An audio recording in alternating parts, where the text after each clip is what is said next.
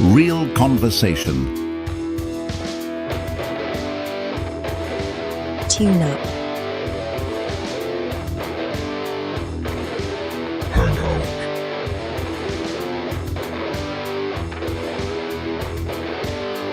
And get ready to think. The third rail.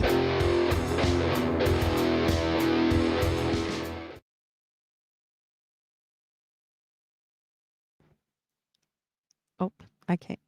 Years ago, back in the early 90s, I had a good friend who lived in Oakland, California. And up in the hills of Oakland, California, the high dollar zones, this beautiful Mormon temple. You can see it from miles. At night, it's lit up like a Christmas tree. So I'm hanging out with him, and we decided, hey, let's go check this thing out. See what it looks like. So we took off, and we went there, and I have to say, architecturally, it was beautiful.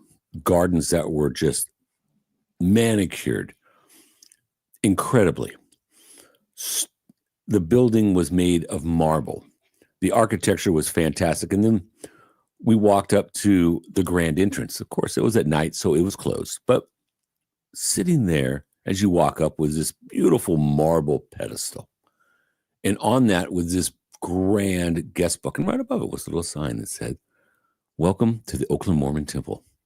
Please sign our guest book."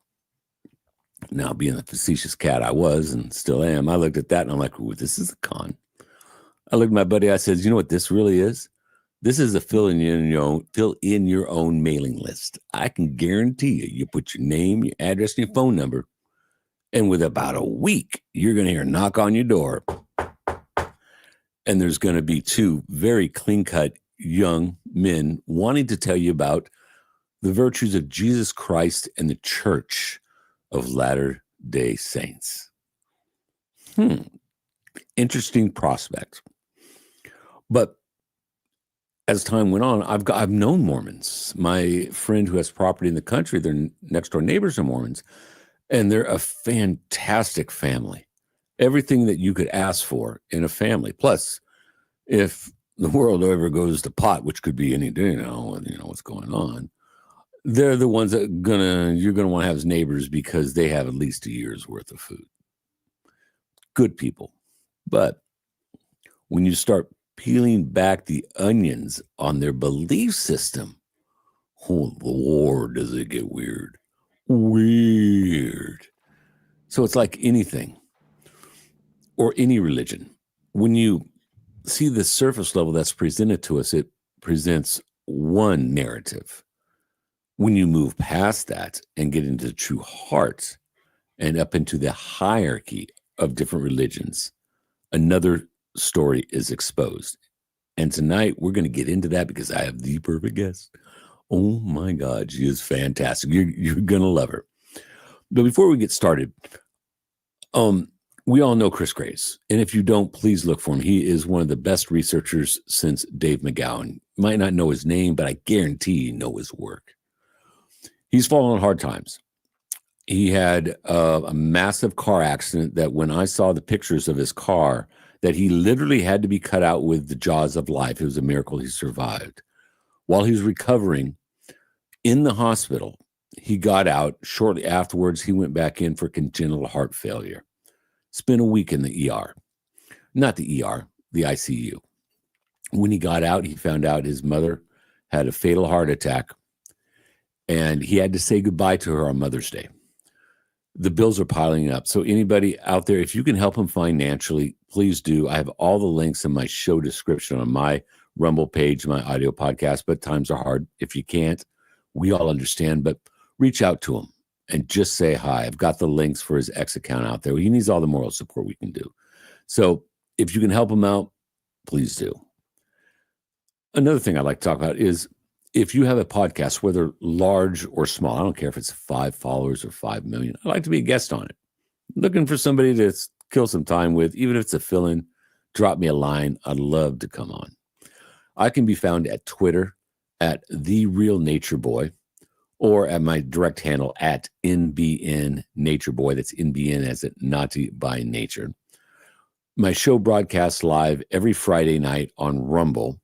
That's Friday night at 5 p.m. Pacific, 8 p.m. Eastern on Rumble and on X. On Rumble, you can find it on my channel. You can find it on AM Wake Up, and you can also find it on TMP Prisoners. Plus, it streams on Studio 84. Audio broadcast is wherever they're sold. If you want to find out more about me or the show, hit me up on my link tree. It's the Third Rail podcast. And that'll show you all the different places that my show goes because it is broadcast.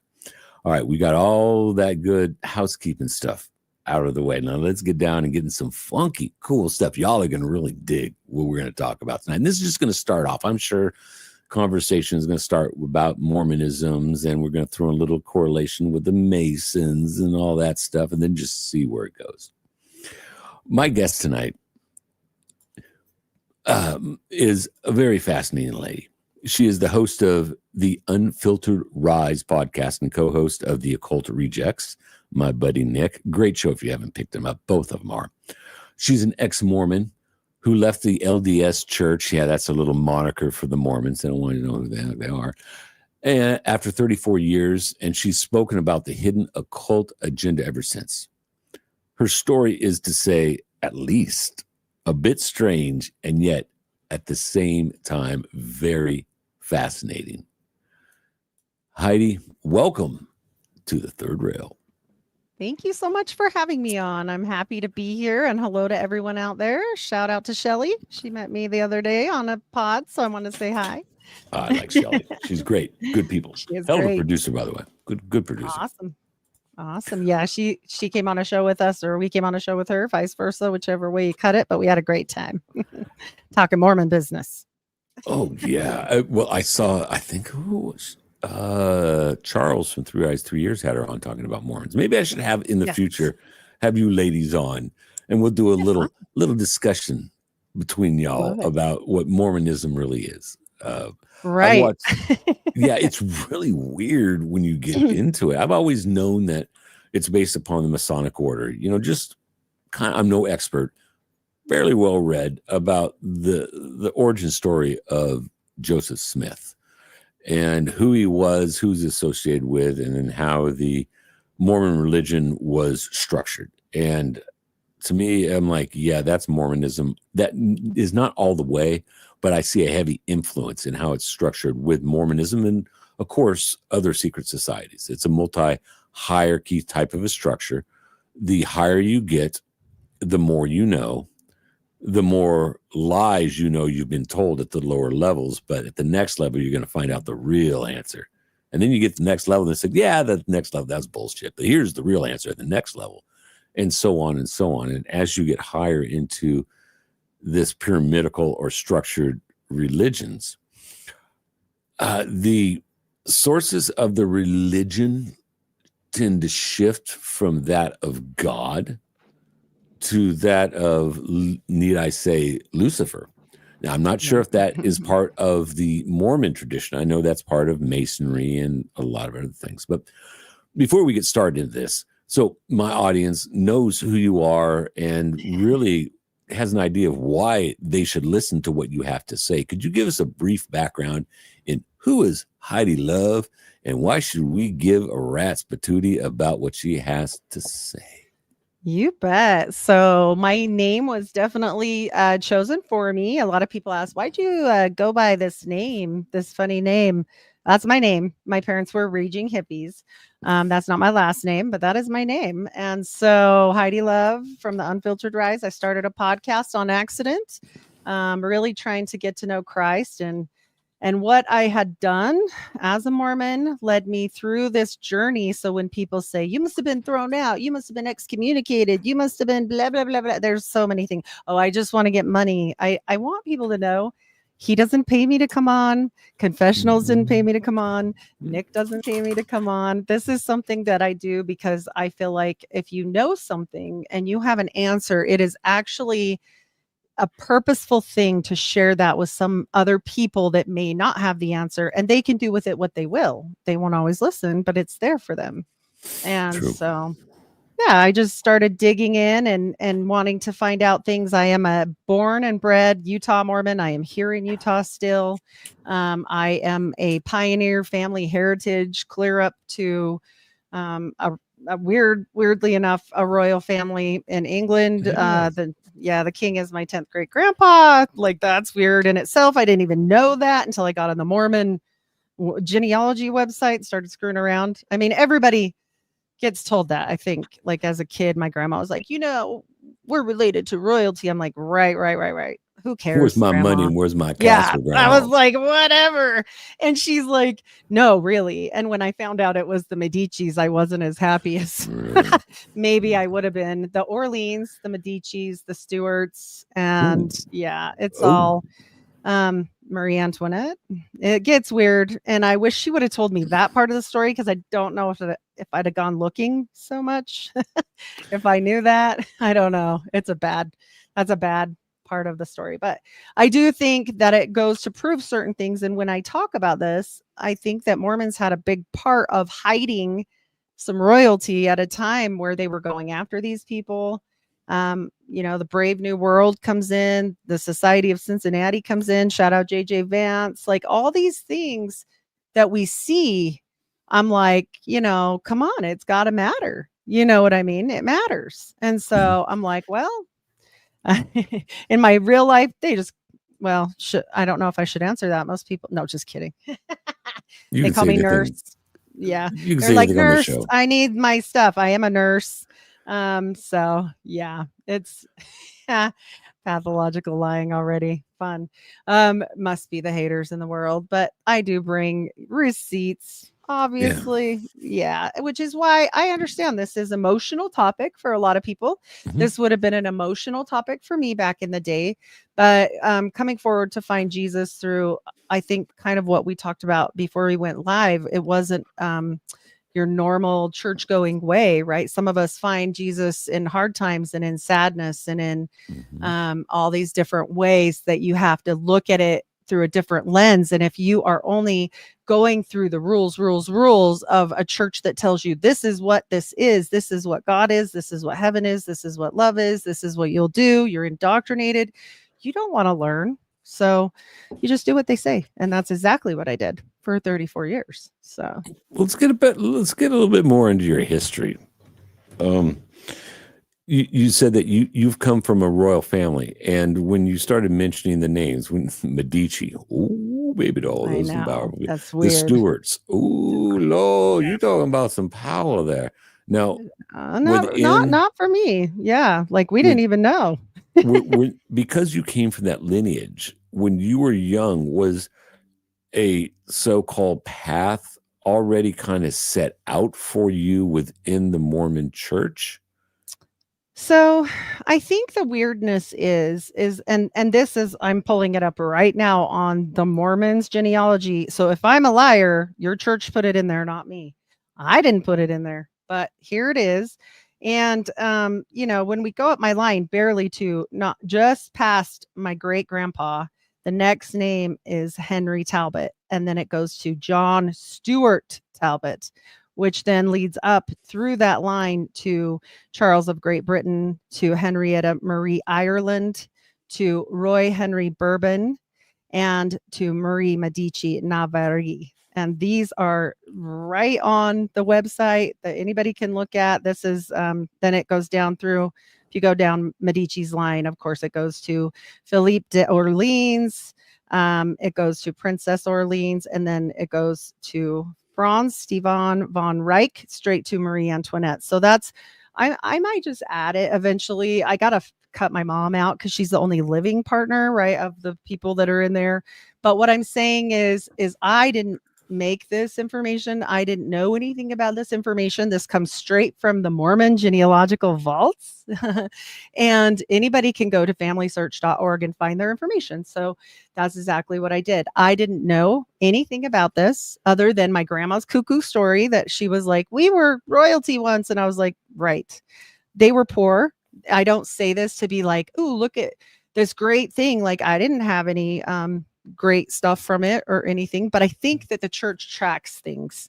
And that's why I bring it up, because I'm like, okay, when you're talking about these people, why did this guy leave where he was to become a poor farmer in Utah? That doesn't make any sense. Those are my family members. Yeah.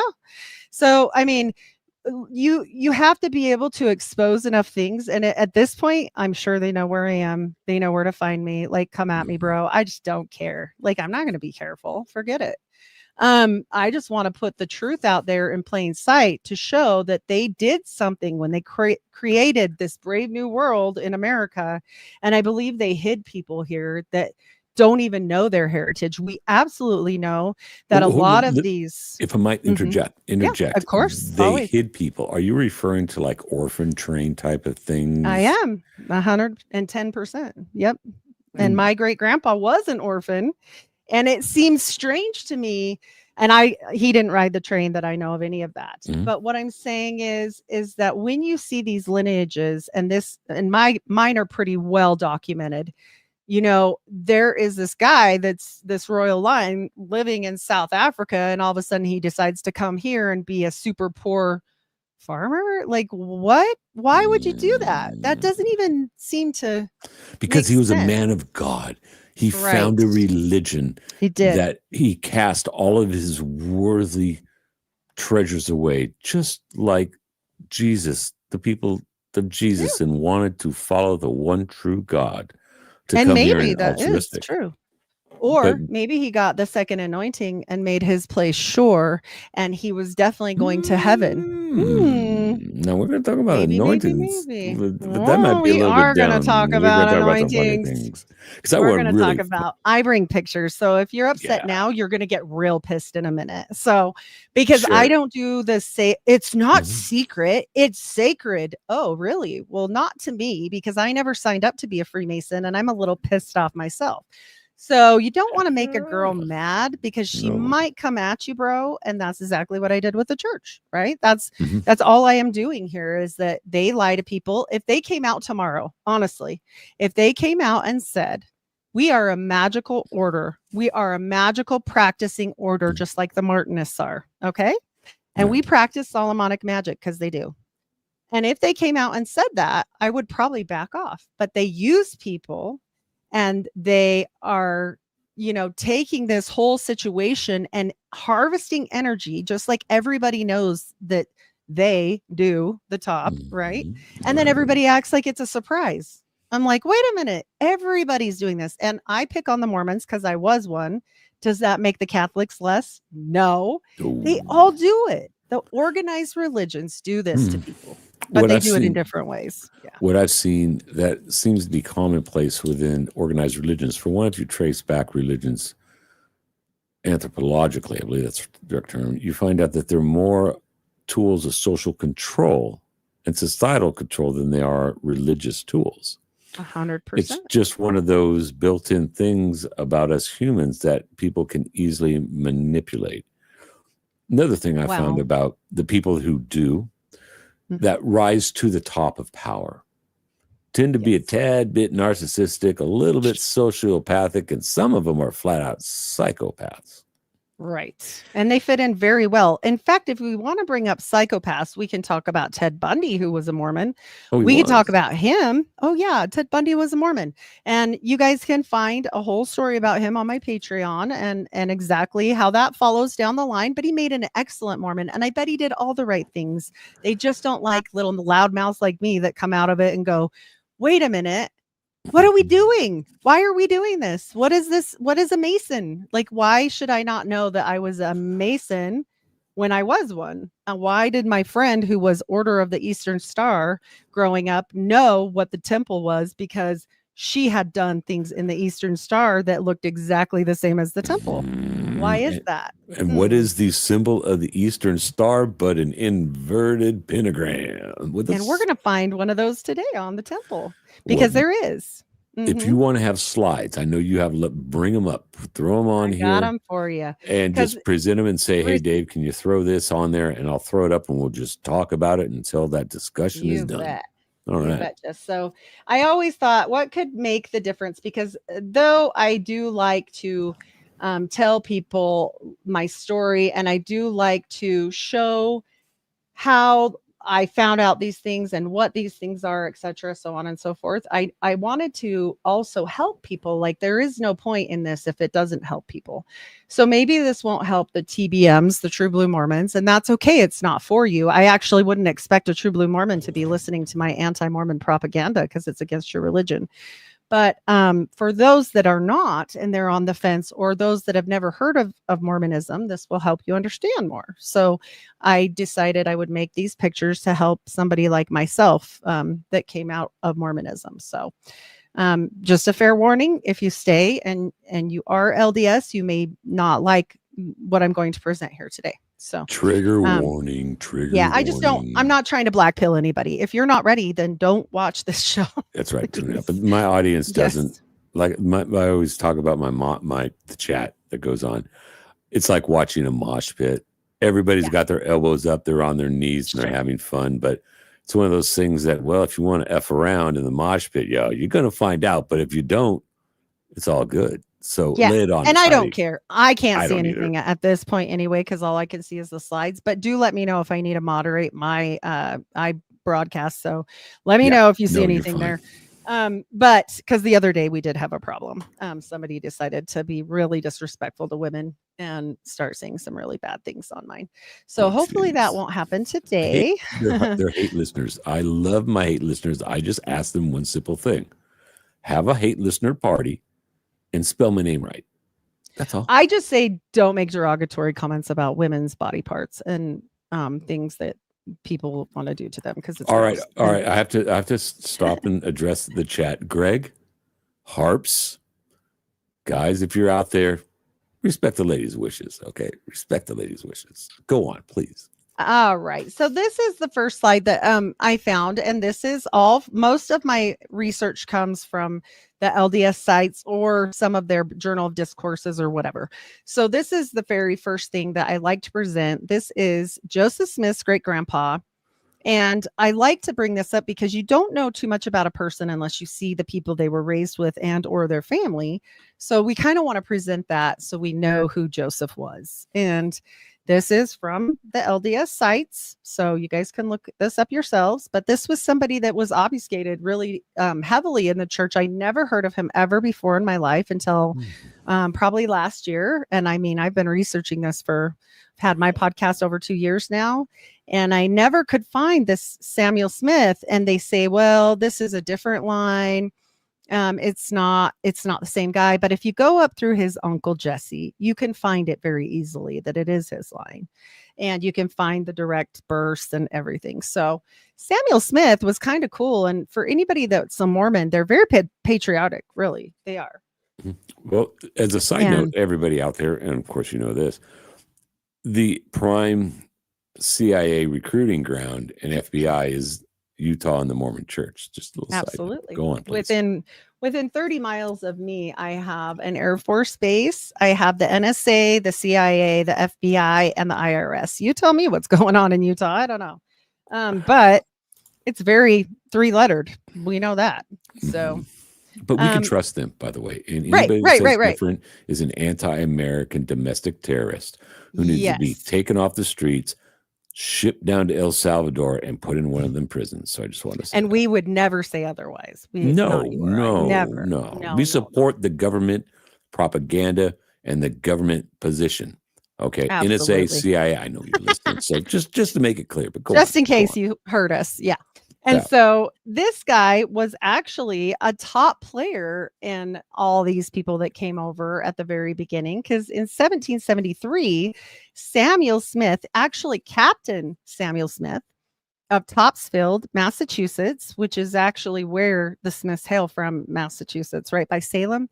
And this guy helped organize the Boston Tea Party. Well, that is really weird that they would not want to include this in their history, because this guy's a patriot, right? Why wouldn't they? I mean, that is one of the quintessential events in American history that broke us away from Europe. So please elaborate. I'm curious.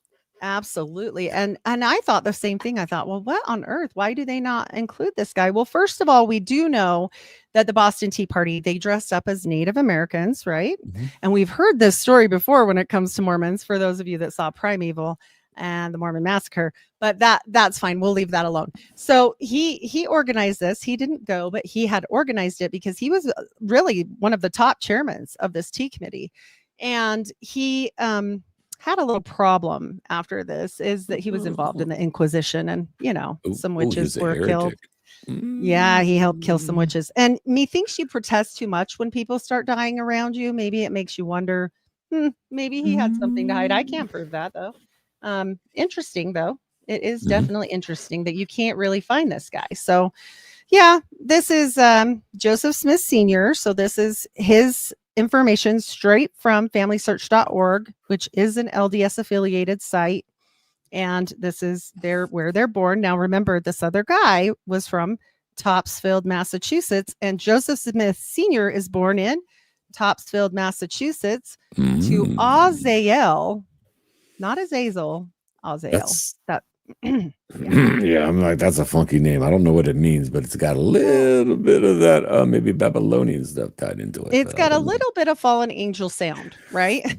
Oh, Just a little of bit. the Anunnaki and all Yeah, that. a little bit, like Okay. Azazel, Azael. Don't worry, it's in the Bible. Don't worry about that. Okay, forget it. But I do put this one in here to show there is the correlation between Samuel Smith and Joseph Smith Sr., so that people can see that where he was born, and you can't really say that didn't happen because that comes from FamilySearch.org. So it's right there.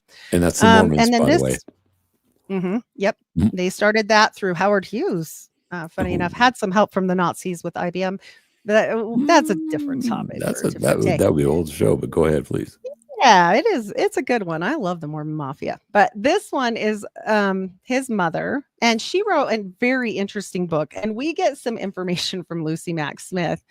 And this is one of her excerpts that we do get. The guy that they had go about and study this, and he wrote a book all about early Mormonism and folk magic. They're going to call this folk magic. Okay. They're going to bucket it, blanket it, package it up. It's not Babylonian or Solomonic. It's none of that. It is folky, and everybody does it. And that's basically how they get rid of it. But they did excommunicate the guy that wrote this book, even though he was a true Mormon until this happened.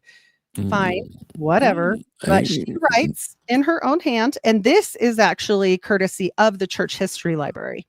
So this says, "Let not my readers suppose that because I shall pursue another topic for a season, that we stopped our labors and went at trying to win the faculty of a brack, drawing magic circles, or soothsaying to the neglect of all kinds of business." Well, there is a sentence that is really interesting. That sounds a little magical to me, with a K in it, if you know what I mean. It is. And that's how I thought as well. I thought, and of course they say this is taken out of context. She was making a joke. And they have a lot of different reasons what they say about this. But what I'm telling you guys is it's an odd statement when they're burning witches and hanging witches, and her grandfather-in-law just got done hanging some girls. So I don't know why she would say that as a joke, right? If we put it in context, people are being killed over this. So seems bad taste to me, but whatever. We are, of course, when we talk about the faculty of a brack, I mean, a lot of people don't even know what that means. And so I put this picture in here for those that don't. And I don't know what that means. What does that mean? So we're talking about Abraxas, the chicken snake god here. And we're also talking about different magical things that we can do. Well, I don't, but people do. Now, right? Abracadabra is where this comes from, right? Abrac. See? Yeah. Abracadabra. Now, I got a quick question. Is that an ancient saying, or is that something that Crowley made? I remember saying something about that. That was something that Crowley originated. Oh, I think that this is actually much older. I think he kind of changed it a tiny bit, is what I remember when Typical I studied. Crowley. Yeah, he likes to mess with things and do it his way, which I'm not, I'm not going to diss. That's fine. You can do whatever. But yeah, I don't think he can be the coin coiner of this. But these, this is not a magic circle, but these are magic pyramids, and they're to help, manifest and different things. I've never done one, but this is just the information that I can show to link those pieces together. And it's weird that Mother Smith would say these things. It's weird in general that she obfuscated something that was really interesting that I don't have a slide for, because I did a whole show on it about Dartmouth. But Joseph Smith got pretty sick when he was a young kid. He got typhoid fever, for those that don't know, and he almost lost his leg. And that's a bad sentence when you're on a farm, you're working the land. I mean, no leg is serious. So she did end up getting a very famous doctor to come to her house. And I always thought, that's weird. How did this lay midwife, farmer lady, no power, blah, blah, blah, like they make it out to be, know these people from Harvard? And seems weird. And then we know that, his brother Hiram had gone to Dartmouth Indian School. And that doesn't mean Native Americans were there. They called it that, not me. Right. Learning, that means they were becoming preachers for that particular sect of people. And the Church of Christ is actually part of their curriculum there. And Hiram went there and almost finished. He stayed 3 years until they ran Nathan Smith, who did save Joseph's leg, out of town for grave digging, but he didn't run too far. Don't worry. He just ran to Yale to start their medical school, Dr. Nathan Smith, who is their cousin on the grandparents' side, both grandparents, actually. So very interesting. And they do try to obfuscate that as well. The Mormons were very involved in the foundations of Skull and Bones, those families. Oh, yes, and they also came and set up Skull and Bones here in Utah. So just FYI for some of that stuff there. And people can say they didn't, but you can do your research and see for yourselves. But here we have the official church story of Joseph going out into the woods, and he is trying to figure out what church to join. He's living in the burned over district. There's a big revival at the time. There's preachers on every corner. He's confused. He doesn't know what to do. So it says in the Bible, he read, let you ask of God if you're confused. And that's what he did. Now there's 4 to 6 different accounts of this version, and it didn't get released till later, but I'm going with the church version here. And so it says he was overcome with a fit of darkness, and then these apparitions showed up to help him. Okay. And he says they're God the Father and the Son. Now, the first part of Mormonism is you have to understand that God is Elohim. That's actually a title, and very strange indeed, because it's not usually a name. Can I interject for just a second? Oh, you definitely can. Is Elohim, is that not plural? It is. Okay. I just wanted to, continue. I just want to make that point. A single one God goes by a name that is not a singular name, but a plural name. Yes. Okay, and it also, it means like anything outside of this realm, right? It could be a demon. It could be an angel. It basically means an other world entities, multiple. Like you're saying, some people also talk about the B'nai Ha Elohim. We've got lots of different references, but it's never one singular person, as you're saying. So, of course, we've never been to heaven, or, I haven't ever met God, but apparently that was his name, because that's what they say. Mm-hmm. And so God the Father and the Son, who are separate, are there, and they discuss that they're going to send somebody to help him and, send him these ancient plates, and he should, help them make it a book, and he's going to meet an angel. So we'll go to the next one where he meets Moroni. And so Moroni comes, and there's multiple accounts of Moroni. I like the one where he was like bleeding at the throat and blood was dripping down, but that's not the one the church likes. The church, they like this one. That just reeks of the blood oath from the Masons. Right. Yeah. We're going to do that one your too. Tongue taken out. Yeah. Okay. Yeah. I just thought, I had a feeling there was a correlation with it, but go on, please. I'm fascinated. For sure. All right. Yes. And so we've got, old Joe, and he is out there in the grove, and he's led to, this whole situation where he's going to be led to these plates by Moroni. And Moroni is a Native American that wants to live here on earth. Now, first of all, I don't think that means you're an angel, because then you're dead. You're resurrected, I guess, and you're here already. but you were definitely alive once. Okay, got it. So, you know, sometimes when you think about this, maybe less angel and more angel. If Yeah. people can see that book, that's John Dee, Dr. John Dee. And you John know, Dee. I'm not. One thing to go back to John Dee. We're talking about the Elizabethan John Dee, the Mhm, occultist. mhm. So he wrote about Mormonism, And or was he wrote about angels, and they oh, weren't the best influences. Later, he finds out, like, oh, when I have to swap my wife, maybe these guys don't have good intentions, but nevertheless, maybe what he perceived or told us were angels weren't really angels, but more along like demigods or demons. I don't know. possible. Possible. Lots of things happened with Dr. John Dee. And the one thing he does say, and he gives us a warning, which I think is really important at the end of it, and this is real. He says at the end of all of his scrying days, he says, if a man ever comes to you with another book and he says it's from God, watch your wife. So Watch your good wife. Yeah. advice.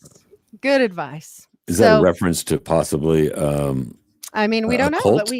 we do I mean, know Joseph Smith came with another book and had a liking for many people's wives. So we're going to talk about that, and that does okay. end up getting him a little bit in trouble here.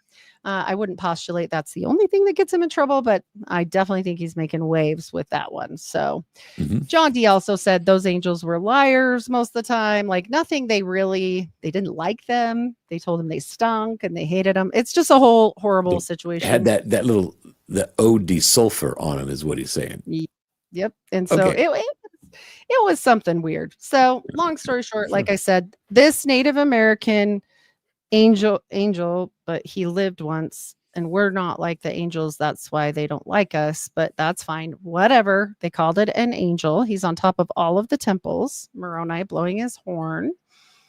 And he also turned all the way white. He's white and delightsome now. He's not Native American anymore because now he's white. Oh, So typical Europeans, always trying to take advantage of the native people that they conquered. Oh, he was a leader, but and then they marry him for their magical properties, but that's oh, fine too. yes. Okay, go on. That's fine. I just like to interject because you're bringing up so many You things that can. are triggering No things back worries. in my memory that I'm like, oh, I see the correlation to this, and I see the correlation to that, and I want to make sure by asking you, Yep. am I on the right track? And so far, I think I am. So please Oh continue. yeah. This is You're fascinating. doing and I don't mind at all, trust me.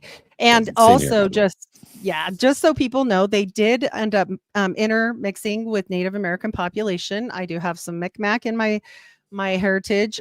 They do this a lot of times for not just in Mormonism in general, because they know the Native Americans have very magical properties in their cultures. We'll just leave it at that because that's a whole rabbit hole and we'll be here all day. But they did that. So, um, anyways, Moroni leads him to this hill, and for years he's at Hill Cumorah every year on the fall equinox at the same time in the middle of the night to get these plates, but he has to be worthy. And now, for anybody that keeps up on things, if you know like what the Abramelin is, or if you know about magical orders and purification rites, like sounds a lot the same. And so, he has to keep going back. And one year the angel said, hey, you need to bring your brother with you, but he can't because his brother died.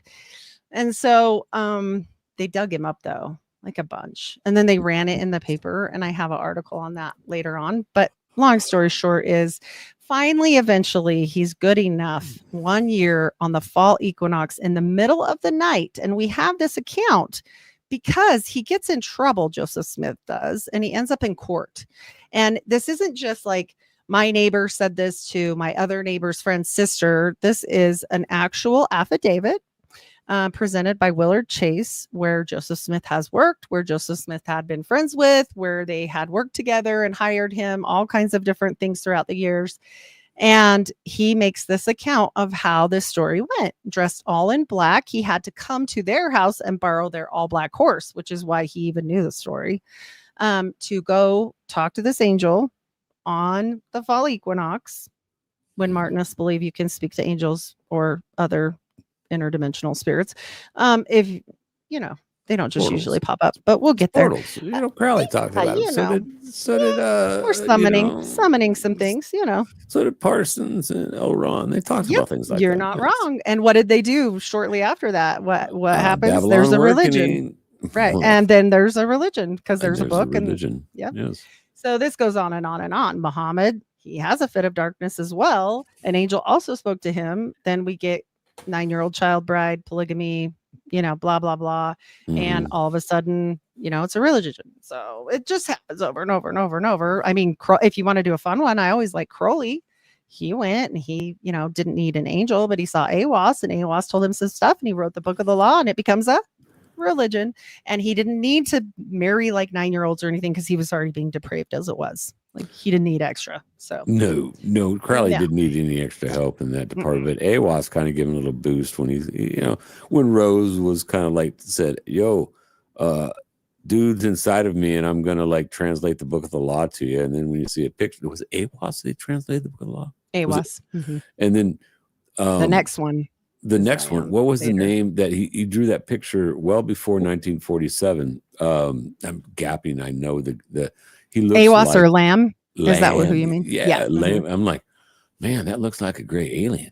Ooh. It totally does. It definitely does. And I mean, we just bring up these different things because this happens again and again and again in multiple religions. And it's curious and it always comes at some sort of cost, to the person. So for years and years and years, I believed at that time, dressed in all black with his wife, not his brother, because the brother died. She waited in the little cart. There's a very detailed affidavit available in the treasure digging court documents that you can look that up online from Willard Chase, who supposedly just all of a sudden hates the Smith family. So that's their answer for why he would dare say these things. But they borrowed the horse to him and they let him work for them multiple times, but that's fine. Good field opposition. You know how it goes. Also, funny enough, Sally Chase, the neighbor, Willard's sister, marries Dr. Nathan Smith, the cousin. Well, hold on. I'm going to have to interject. I'm going to be doing this all night long because you said Willard, correct? I did. That is my mother's maiden name. And come to find out, well, we're related directly to, I'm thinking like my great uncle was General E. Lee. Oh. And I'm not sure if that has any connection, but you said Willard, and it just definitely. His last name is Chase, but his first name is Willard. So I'm completely. I know gotcha. it sounds off, but it does seem like it would be the other way around. But yeah, you're good. You're good. And so Dr. Nathan Smith, who is no apparent relation to Joseph Smith ever, but saved his leg and saw him over 17 times, and even though that all happened, Mother Smith could not remember his last name and had a typo in her book. Even though it was her own last name, she could not remember that last name. And he marries Sally next door. So, I mean, things get weird, but whatever. That's fine. So Willard's talking about this, and his new wife, Emma, comes. She is pregnant shortly after this, and that's important, and that's why I tell you this part. So after he gets these plates, they go about translating the plates, and when I was a young girl growing up in the Mormon church, he's wearing the breastplate of righteousness, and then these large spectacles, which are called the Urim and Thummim. And if you go back and watch how the book was translated anytime before the last 5 years, you'll just hear Urim and Thummim and Urim and Thummim. It's all over the place. And then it wasn't. And I went, excuse me? Like I wasn't even a Mormon anymore when I'm going to show you what happened next. And after this happened, I was like, what? Like, what are you talking? Literally, I was almost offended, even not even being related to the church at all anymore, right? Because this is what we know that he translated everything as, because we know this not just because of South Park, which came out and was true, even though we were told that's not true, that's ridiculous, blah blah blah blah blah. And so I'm like, okay, well, this is what South Park said, and it was kind of funny, and they blocked out all the light, put his head in the hat, and scribed these words by saying the symbol, not a word, a symbol that was either Reformed Egyptian or some such weird language, and so much like Dr. John Dee with his black mirror. One thing two things that came when I saw this picture. One, that looks like me when I'm throwing up out and drank too much tequila last Me night. too. Yeah. And two, the serious part of it, as soon as I saw that, I'm like, he's scrying. I'm not seeing a stone, I'm seeing a hat, but he's doing the same thing, whether there's a stone or not. He's scrying, seeing into the future. And then you Blocking just out said that all the as I'm light. thinking it, you said, oh yeah, he's scrying and looking at a scrying stone. So please go on. Well, I'll show you his stone. He has many, but this is even better because all of a sudden, out of nowhere, despite like when South Park came out, I was still in the church, and all this stuff came out. Doubt your doubts, don't doubt your faith, and don't look at anti-Mormon propaganda, and don't believe anything they say, and don't look up things on the internet. Okay, so we just believe you, and that was fine with me. And then all of a sudden, the year that this comes out, the prophet, seer, and revelator of the church, prophet right here. Yeah, that's, he brings out the hat. What? The hat. And that is the hat from from underneath the cold storage of the church, right in the tunnel. And I'm just like, what? This is Russell M. Nelson, member of Skull and Bones, member of Allen Key. Don't worry about that. Don't worry about that. To see here, people. There's no occult hidden. Do you know why I know that? Want to know why I know that? He wrote it in his own autobiography. How about that? Yeah, these people do. They write their own autobiographies and they lay out the truth because they know no one's going to see it. Just like who was it? Rockefeller, prophet, right? He didn't know. Yeah, he didn't know. He's 100. He's 100 years old right now. Right. I guess he's got some good adrenochrome going on there because he's doing something right. I mean, just saying. Let alone the money, but I mean, he knew some things, right? And he's a heart surgeon, by the way, because he's a member of these societies at the University of Utah, which they will try and make you believe is not the same thing, but it was set up by the same exact people because they were the family of the Mormons, and it's the only other sanctioned branch with almost the same names. So if you go to Yale, it's Scroll and Key, but if you go here to Utah's, University of Utah, it's Owl, like the animal, and Key. Right. And so they've changed it slightly there, but that is a true fact. And you can look it up in his very own autobiography by Russell M. Nelson. So have fun with that. And this is just a drawing that somebody's made to show Joseph with his white hat and his seer stone, which he would place in the hat and block out all light.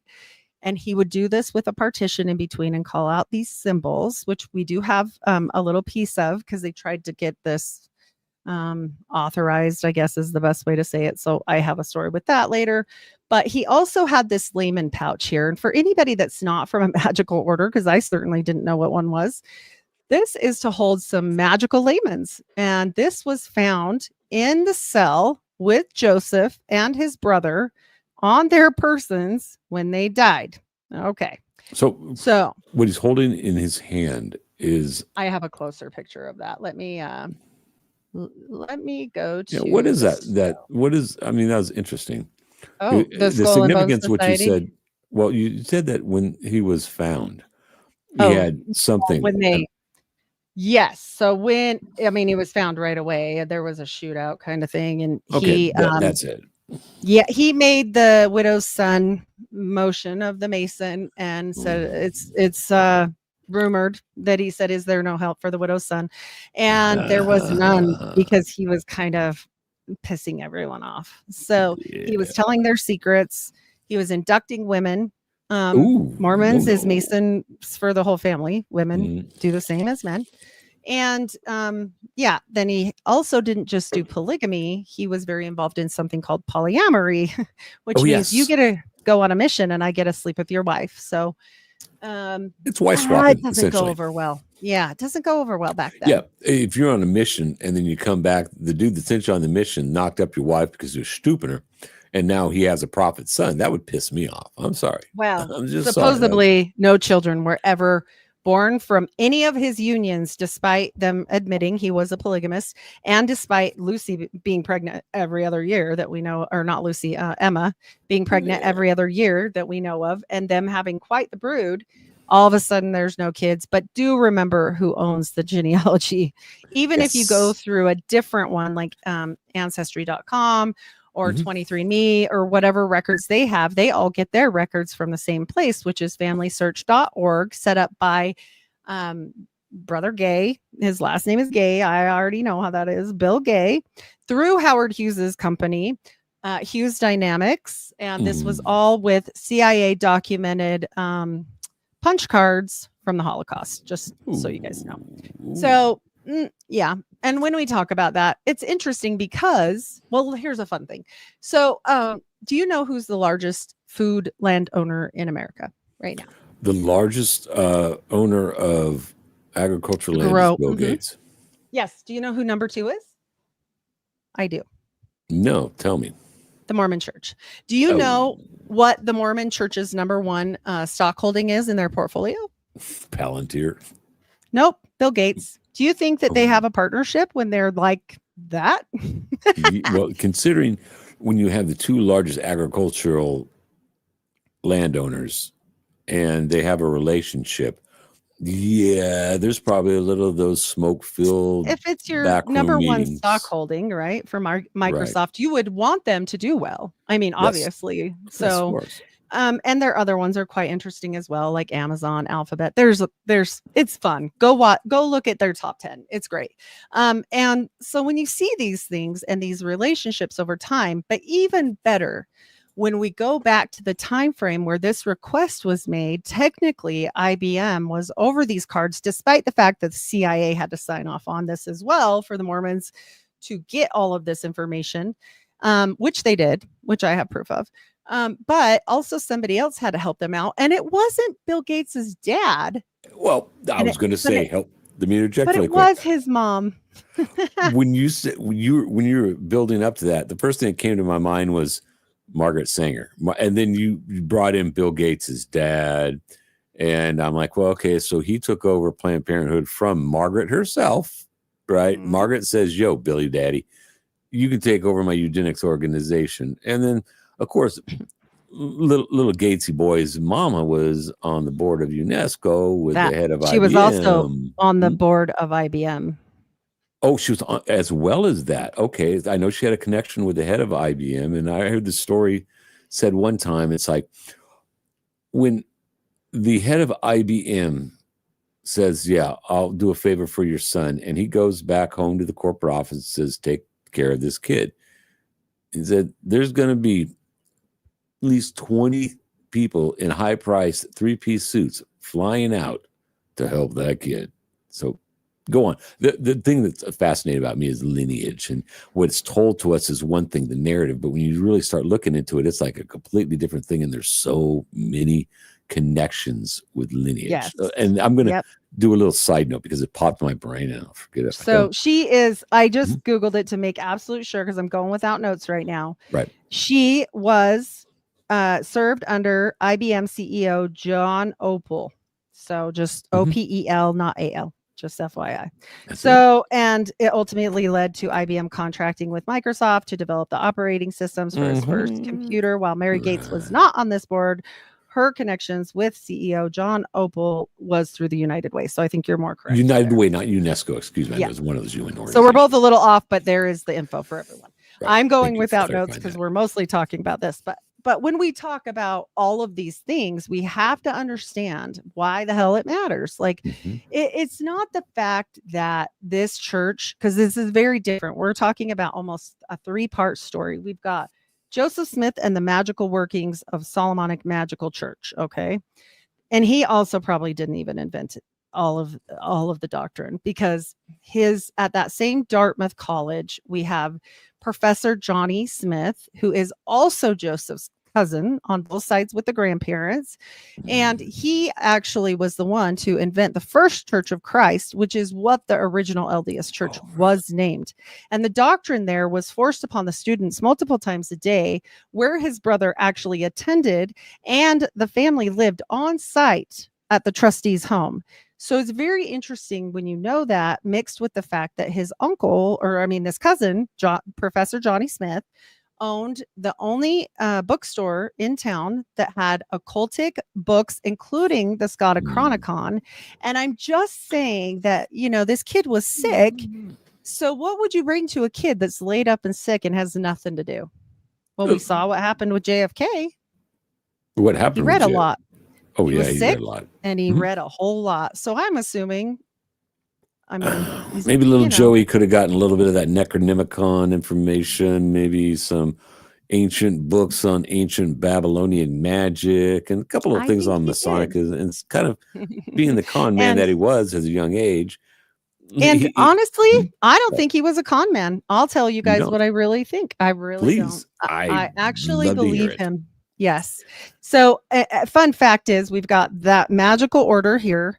We've Mhm. got Brigham Young, who takes over and is sort of a tyrant. And for anyone that sees the show Primeval, it gives a very good explanation of how Brigham ran things, which was with an iron fist. He Mhm. actually wasn't supposed to take over the church, and Joseph's son was too young, and Sidney Rigdon was sick that day. And there was just this whole different thing where actually the only reason why Brigham ended up in it is because people said he transformed into Joseph Smith in front of their eyes. There was a transformation. They actually visually saw Joseph in Brigham Young. That's pretty weird.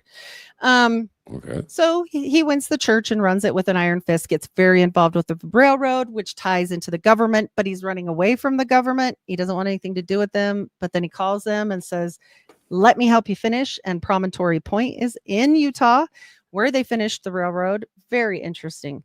And then we've also got this new created church. So there's that part where it opens up government branches, but he's still into polygamy and different things.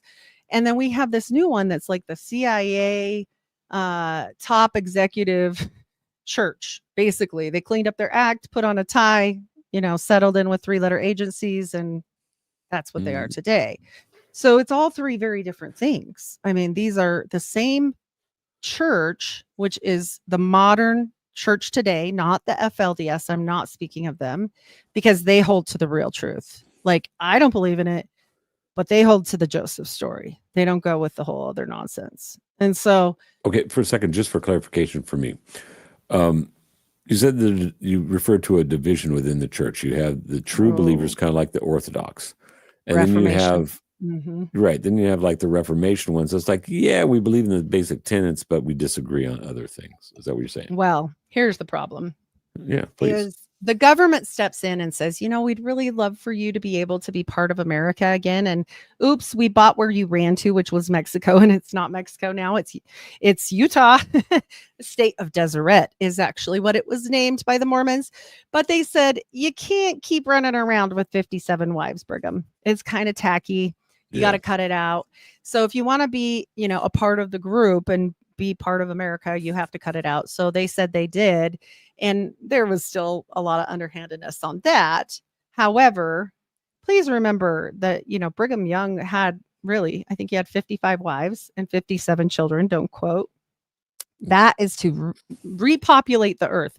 They are supposed to take all these wives to have as many children as possible and repopulate the earth. Well, that's only 0.3. Like, it's hardly anything of the kids. I mean, 57 wives or 55 wives, 57 children. That's only 2 extra. All I have to say is if he had 57 wives and only knocked up one wife, then Homeboy wasn't too virulent. I don't think he was doing his job the way that I think that Joseph Smith would not want him to do. For example, and Joseph Smith had none other. He had none. So he was shooting blanks. He had lots of wives, apparently only kids with the select one. But were they his kids, or if they're polygamy, is it just Well, Emma can't have another. Only the man. Polygamy is only good for the men. What's good for the goose is not good for the gander here, and that continues to this day. So. I'm just saying, like, these kids, we're looking at her being pregnant every other time we see her, and yet he never has another pregnancy ever. Well, there's a lot of dispute about that. So just remember who runs the genealogical centers. Oh, yes, the Mormons. Yeah, of course. And so we look at these things and we know that they track them and they are important along with these other bloodlines that I mentioned at the beginning, or I wouldn't even bother to mention it. It's not some kind of a pat myself on the back. It's kind of a tacky lineage. Honestly, it's not great. So why care? Because it matters when you talk about the Society of the Cincinnati, the settling of America, and occultic America. Like, really, I mean, this is one nation under Freemasonry, and anybody that says anything differently at the beginning is wrong. You said that the Society of Cincinnati. So there's a direct link between the Society of Cincinnati and Mormonism then? Because that's a Yes. very powerful yet underreported organization in the history of this country. Absolutely. Mhm. A huge link. And Yes. it makes sense if you know that there's royal families involved, and then it makes sense, you know. But yes, every president we've had has been in the Society of the Cincinnati, I think, except what, 2 or something. I can't remember, but JJ talks about this. So when we talk about this stuff and we know that they have these underhanded agendas, okay, and we're going to talk about some things that Mormons do differently than other people in the early days of their church, which remind us very much of the Brotherhood, you know, the Great White Brotherhood. I mean, I'm sorry to say, but like, we're going to see some stuff, okay? KKK So- all day, baby. KKK all day. Okay. Which is why we have the JFK files released, but we do not have the RFK or the Martin Luther King files or the Joe Anidis files released, because they know it's a can of worms. And actually, I was shocked they even did it with Roy Cohn's association with Donald Trump. And that's a whole nother, that right there is a big rabbit hole. That's a rabbit hole. Oh, Joe Cohen, Mr. Yes. McCarthy's right-hand man, and he was probably close to J. Edgar Hoover, because we all know about the affinity for Mary yes. Hoover. Oh, wait. Yeah. She Mhm. didn't look good in a dress, but regardless, she might have wore one. Are you saying she might have had a bulge or two going down there if she wore some tight pants? I'm just saying. I've seen him Big as a Mike man. action. Can you imagine that as a woman? Yikes. No, he looked just like a friend I had a long time ago named Stephanie. And Stephanie was a man in a dress. Great person. it's Hell of a rough. stand. Yeah. But you look at Steph and you're like, yeah, dude, you're a man in a dress. It's all good. You're good people. And I don't care. But here's I the don't care. thing. What? They're going to use it against you. Oh, You know? yeah. So when we get into Resorts International, that might be a fun rabbit hole for people to look at. And the Is fact, that- you know, okay, you're that throwing so Donald many Trump things. owned it. Oh, it's Donald Trump. I was thinking of the documentary on the timeshare of the palace, Queen of Versailles. So different thing, but going Resorts Different, International. Yes. Well, Donald Trump has an interesting past. Donald Trump is The interesting. narrative to Donald Trump is he's just a millionaire, made his money on this. But then I go back and go, what about John Trump? They don't What want to about talk your- about What about your Uncle John. grandpapa? What about your grandpapa, baby doll? How he made his money up there on the ruthless businessman in the Yukon Gold? No. Yeah, we don't want to talk about the No. snake oil salesman, right? No. Or- no. Or Jesus Trump, right? Isn't his name like something Christ? Oh, it's Christ. That's right. His What, dad's name Trump? is something Christ Trump. Oh, yeah, his geez, dad's nice. name has Christ in it. Well, he was. And his Trump mom's name was has Mary. And so Mary it's kind of Christ. funny. Yeah. So I'm just like, whatever. It's fine. But here's the problem. His association with mob ties via Roy Cohn and Yes. Resorts International Mhm. and the Atlantis Hotel. The Atlantis. Put that in your back pocket. Yeah. Go watch my Howard Hughes episodes. The Yeah. casino that he managed to bankrupt. How the hell do you bankrupt the casino? That's all I got to say. Wow. That's just Because like, you're watching money. What are you talking about? oh, no, not Donald Trump. He's a true American, darling. Are you one Yeah, of the pinko for sure. communist, pink-haired, loving little things? I think you need to go down to an El Salvadorian jail. Nope, because Probably. you're anti-Semitic. We need to bust your ass under these new anti-Semitic laws and put you in prison, baby doll. You know? Well, I'm sure they would love to do that, but I'm not against any race, creed, color, affiliation, or if you want to wear a dress or not. Here's my Same here. thing. Mhm. Don't use people. It's rude. Yes. It's just nasty. And for people it that is. give so much of themselves to like defend these people, I'm like, hey, let me wake you up. No billionaire cares about you. How No. about that? No, and no politician simple. cares about you. So why are you splitting up your families and relationships? Because No. they don't know the name. They give a rat's rip about who you are. The only thing that they want is they want to pad their pockets and go to those occasional eyes wide shut parties when they get a chance. Just Mhm. saying. Just saying. Well, and if you think that any politician really loves you or cares about you or whatever, like just look at the history. Just look up Tuskegee. That's fun. No, that's for the black folk out there, and every black That's folk why out they're every smart black- about not when doing it certain comes- things. Yeah, exactly. When it comes down to, I remember, now let's go to a side shot, is when the COVID vaccine came down, the narrative is we're here to protect the minority folks.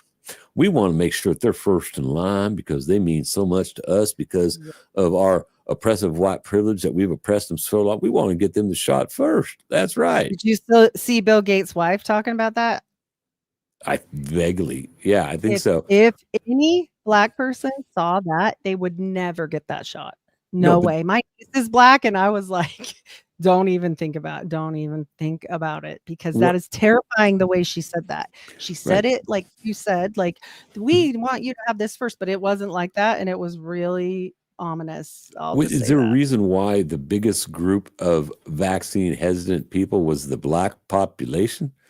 Because they've been through this once or twice, Yeah. let alone the Native Americans who got the Oh, yeah. blankets. Like, come on now. Oh, We yeah. gotta look at the past history of what they do to people, and you guys gotta know, Mm. we band together and stand up, the game ends. The game ends because there's more of us.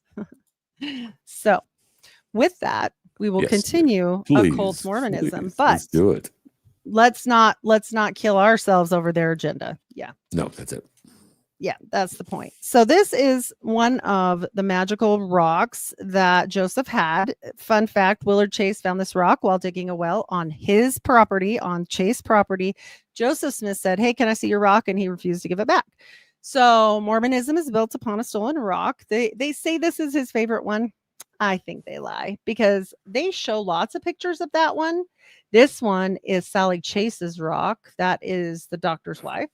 And this one is one that's never been actually taken a picture of ever. And they keep it in the tunnels, in the vaults, and never let anybody put their eyes on it, except apparently an artist to draw a rendition. So I'm saying the white stone's important. Right? Is there something metaphysical about those stones, or are they just symbolic? I looked it up. I did look up the different properties. This one is made of some quartz, so I dare say. But Yeah. I mean, of course, we can't know because they won't let us look. So they hide what they want to hide. But in that story, just so you guys know, we're on the hill. We're trying to get the plates, right? I forgot to mention this earlier. This is where people come at me. If you want to read some great disses on Heidi, go look at this whole thing that was created on the confessionals reel about the toad. It's rough, but I didn't make this story up, so we have to talk about it. So one of the times he went to go get the plates, remember this happened for years, he'd go back, same date, same everything, all in black, blah blah blah. Well, one of the times he goes to get the plates, and he's almost good enough. He's done almost everything he needs to do. And he goes to reach in, and he did one thing wrong, and something like a toad, okay, became a man and punched him. Well, people will say, Heidi, you're so wrong. That is not true. That is the Mark Hoffman story. And he lied, and it was a salamander. You're right. He did lie. He's in prison still. He, I think, murdered some people, but he is guilty nonetheless. We'll say that. I don't know the whole story. I just know that the agenda changed from a toad, which is familiar, one of. If you guys look into darker stuff like that, this is a very well-known thing. Not the only, right? But there's others. This is why in Harry Potter, they can only have certain things. Like, they base this stuff off something.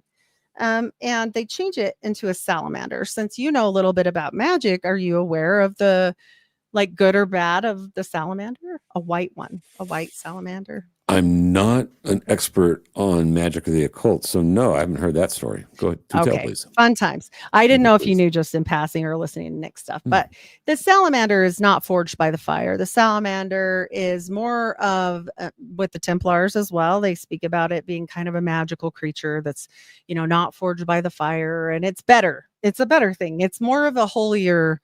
It's a better, not a witch's familiar toad. Okay, so I kind of wonder sometimes if they changed the narrative by having Mark Hoffman do some forgeries just with this situation. I'm not saying all of his stuff was, but just this situation. Because now every time you bring this story up to somebody, they say, that's a lie. Well, it's an affidavit. Same thing for the court thing. So it's weird to me that people will just come at me and immediately say that with no historical context backing them other than the Hoffman case, when I can definitely prove to you that in the court case for the Glasslookers case, there's affidavits talking about this story straight from Joseph Smith. So either the Smiths were hated way more than I know, and this is when he's young, before he's shagging everybody's wives, okay? Right. This is when he's a kid. And so I'm just saying, I find it interesting that they were able to completely transform that story. It's a little weird. Well, it's always like that with narrative. Not always. I'm sorry, I misspoke on that. But so much of the time, it's like that with narratives. They want to let the people know what they want to tell the people. When, of course, occulted means hidden. The reality of what they believe is another story. Because if the people knew what they were really about, they wouldn't be too happy to follow them. But if they can put a narrative of mysticism in a good way that you can see the light, people eat that stuff up all day long. And in some cultures, back in the ancient, say Aztec, South American cultures, heck, they'll give them their firstborn. Oh, Just yeah. pitch it on the thing and say, here you go, guys, just give me that light and a few acres of corn growing this year. Yes, absolutely true. And so that's kind of like where I'm coming from. And this was not only Willard Chase, but there's 4 other accounts of this story, affidavits that you can look up if you do look this up, called the Hurlbut affidavits. And these are real. So I'm telling you guys, like, also it's in the book Mormonism Unveiled, 1834 documents.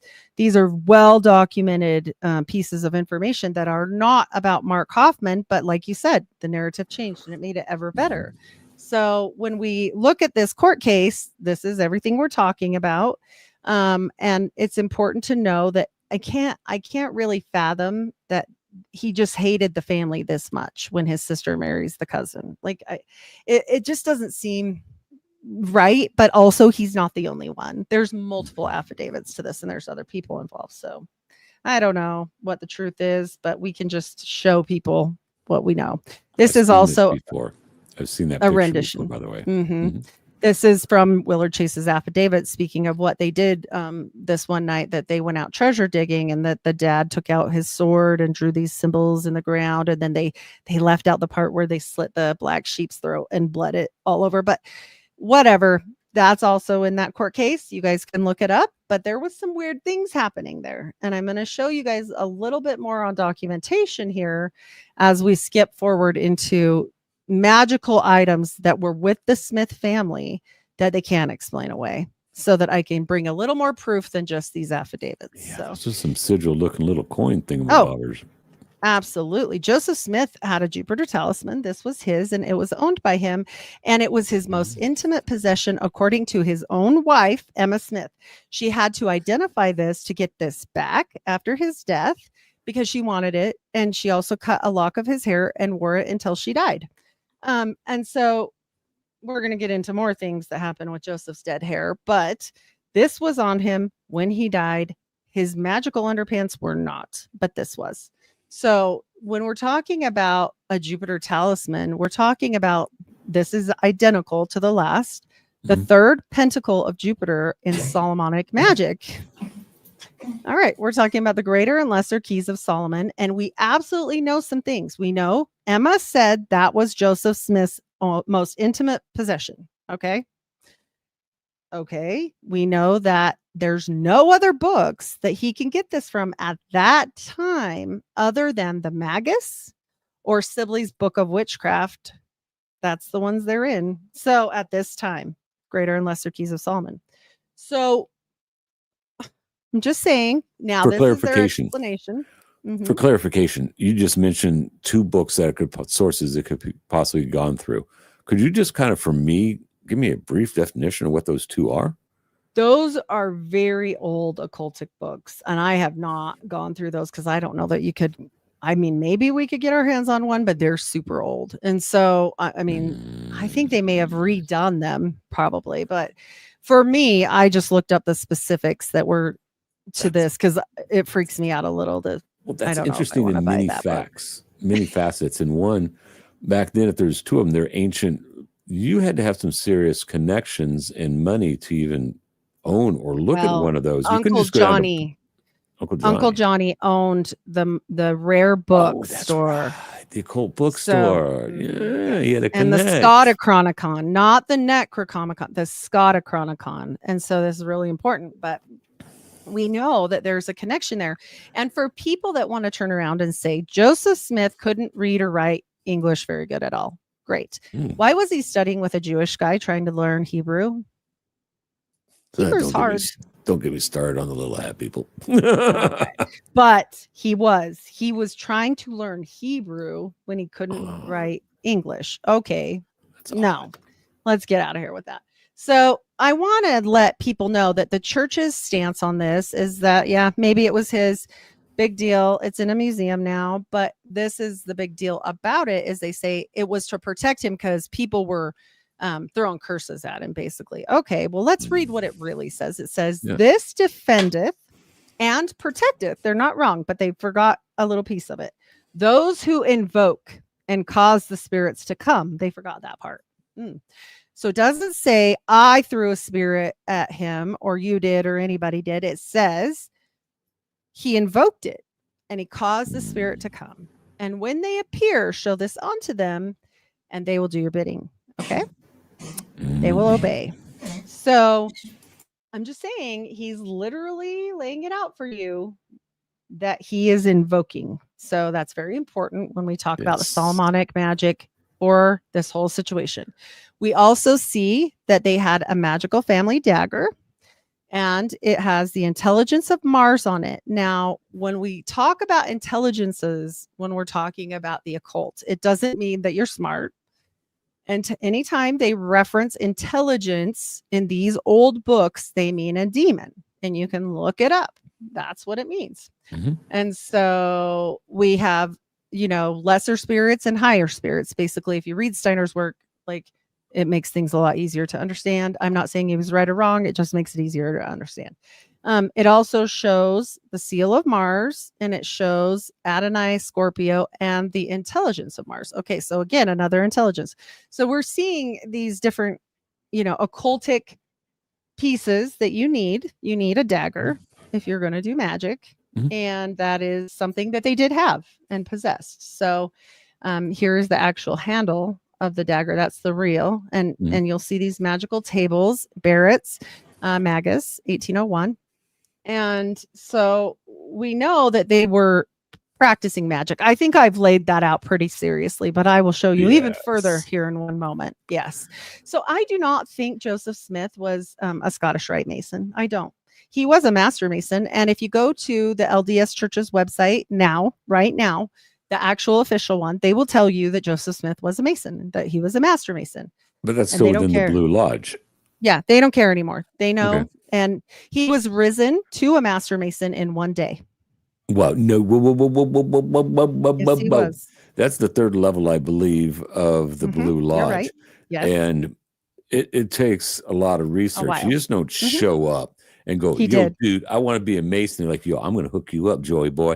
I'm giving you the highest rank in the Blue. You don't got to do nothing, man. Just come in here. We'll do a quick little ceremony.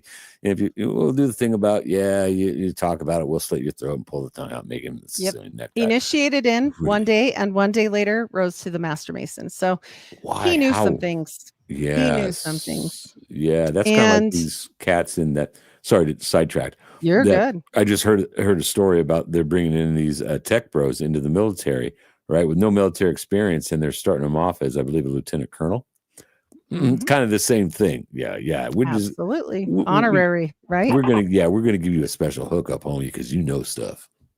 And I per se think, from my studies only, I'll always tell when it's my conjecture versus something that's a real piece of historical evidence. My conjecture is he was not Scottish Rite, which most people say he was, even though they know he was York Rite. They know that some other weird stuff was happening, so they kind of grab at straws and they're like, it must have been this, I think with everything I'm telling you, and somebody called Lumen Walters that he met along the way, Lumen, like light bearer, but Lumen was a heathen, they said. They ran him out of town.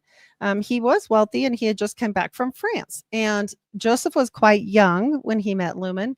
Lumen was Emma's cousin, and they ran him out of town for being a godless heathen. And it's in the newspaper. Apparently, they like to put a lot of weird stuff in the newspaper back then, but that's in the newspaper. So you guys can look up Lumen Walters and there'll be pictures of it, and you can go deeper into that. It is a fun rabbit hole. But the type of things he would have been invested in on a trip to France as a doctor and with how he was in society. I think he would be well versed in Martinism, or Mithras, right? This Mithraic Yes. Just watch the old version. Olympic ceremony. Yeah, Yeah. the old Smurf boy was a Mithras Yes. ceremony, basically magic ceremony. But go ahead, go on. And the only difference about these Masons and regular Masons is one major thing, not the only, but the main. They are a practicing order, and they'll tell you this themselves. They practice magic. They don't talk about it. They don't learn about it. They don't just think about it. They practice it. And funny enough, there's 2 times a year where they believe they can contact spirits, and that they try to do this as a practicing Solomonic magical order. And that would be on the spring equinox and the fall equinox, just when Joseph Smith found his whatever he was talking to on the fall equinox. So did he learn something that he used? This is why I don't believe he lied. I think he was a lot smarter than people make out to be. And I think that when we talk about this stuff and we look at their stuff that they had, their layman's, this is one family layman, you can clearly see now, if not from the dagger, if not from the Jupiter talisman, if not from all the other evidence I've shown that comes from the church, how about with their family parchments that were in the pouch with them when they died? And they will try to blame these on Hiram. And Hiram was the studious one. These also don't match his birth dates or anything to do with what Hiram was doing. These match a lot better with what Joseph was doing. Either way, they're going to try and, blame is blame. So they're going to try and mix it around. When we talk about these spirals going down into a locked sigil, these locked sigils with the circle around is forcing something to come. It's not asking, it's not a relationship that's open. This is making something, much like we know about King Solomon's ring, forcing these things to come down from wherever they're from, up or down. So they don't like it, first of all. Second of all, yes, you're going to pray a lot of protection when you're doing these things. So yes, you will see holy words and different things. But when you really pull these apart, which you can do, you'll see a lot of magical properties. And this one is pulled apart. I'm not going to go over it piece by piece. It's color coded. It's on here. You guys can go through it at your own leisure. But we will talk about a few things on here. And that is, he has something here, right? Okay, one thing to interject. What you're showing us, what is that and where did it come from? They were in the leather pouch around the neck, like Joseph and Hiram had, but they would have been worn that way, but they were just in the jail cell with them when they died. They were identified by family, and Hiram's family got them. Okay, so these are documents that they found on them when they died. Okay, I just wanted to classify. They wanted them back, and so they also identified them, just like Emma did. Like, this is kind of fighting over the last things, like, okay, who's going to get this? Who's going to get that? Like, these are the things on them in the jail cell. So that's what happened there. And these went with Hiram's family. She took the other Jupiter talisman, and these went with them. Okay. So we have these, and they'll say, well, obviously then they were Hiram's. I don't know about that, but whatever. Especially when we see holiness to the Lord is on the top of that. That is on every single temple. And Joseph was a part of the structuring and building of those temples and how they're supposed to be built, but that's fine. Whatever you want to believe. This does not look like anything Christian that I've ever seen in my entire life. This looks like magic with a K. Everything on it resembles sigils in one Solomonic format. magic. And if you look down in the very left-hand corner, it is non-inverted, but it's still a pentagram. We'll get to an inverted one. It's on the temple. Okay. So when we see these things, and especially ones that do not have circles around them, that means they're not bound to come, but they're having a working relationship with the person that is behind these, and their beliefs. I'm not saying this works or doesn't. I'm just telling you what they believe. Yes, exactly. So people can, study it for themselves. And why does it matter? Well, because we know that he's invoking things. He's wearing a Jupiter talisman that protects him from danger, because he did what? He invoked. And then we have these sigils showing you that he's invoking with these things. So, I mean, it's just kind of obvious to me. But Very also you obvious have to to me. remember, like you can say this is for Raphael, but don't forget John Dee thought he was talking to God's angels too. And then they were like, hey, share your wife with your buddy. Like, probably not. They lie all the time. He's talked about this often when you're talking about, Enochian magic. Right. But these things are not possibly what he thinks they are, and they will lie to you. They don't care. No. Here's all the different ones. Funny enough, some of them are actually passwords in the Masonic orders.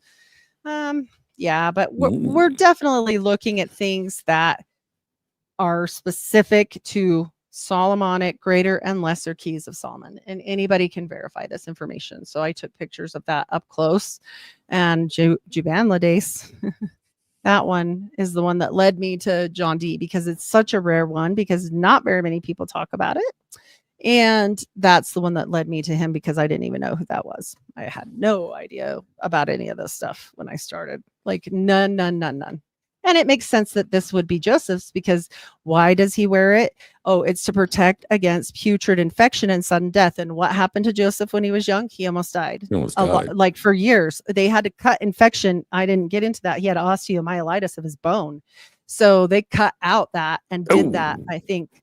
Like, I think the doctor said he came like 27 times or something. It was horrible. It was like Ooh. literally awful. And there was no so, Novocaine or anything like that. It's just and like here's a shot of whiskey and something. well, they said he wouldn't drink the whiskey. So I don't know. I don't know if that's like making it more Christian or what, but that's what they say. So when we're looking at this, all the different ones that are on these sigils, they fit a lot better to Joseph. Can I prove that they are only his? No, I cannot. They are the family's. So we will leave it that. But also we know that Jupiter is something that Joseph is aligned with, and we see Jupiter on there as well, not the same for Hiram. So, I mean, there's a lot to unpack with all of that, but nevertheless, we can say whatever we want. They aren't here to defend themselves, but we do know they exist. I am going to share a video. I hope it's not too loud. This is a recreation of a tiny snippet of stuff that goes on in the temple. I can tell you what's fake or changed or whatever, but I did go through the temple many times, and we'll go over that. You did. So I actually, my God, we could go on for hours. You ready? How long is this video going to be? Just out of curiosity. Like 20 seconds or something like that. Okay, good. Gotcha. I was just wondering if I could like. No, you're good. You're good. Okay. Oh, I thought it was going to go. Hold on. Oh, maybe we're going to watch it. Well, I'll tell you what, why don't you show this video and then kind of talk about it? And I'm going to be back in about 45 seconds. Oh, you're fine. You're totally fine. Okay. You roll. I'm going to be listening the whole time, so I'll hear everything you're saying. No, you're good.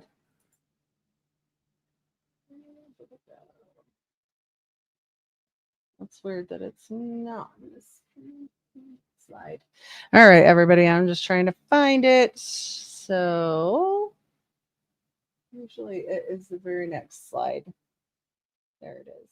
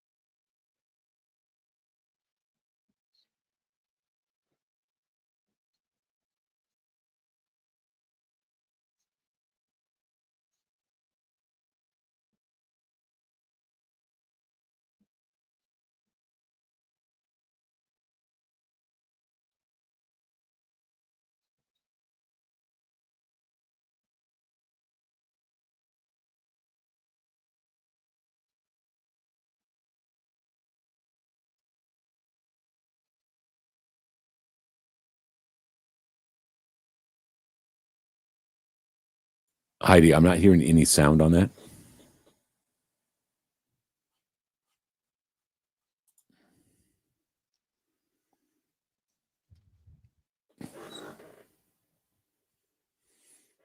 Heidi, can you hear me?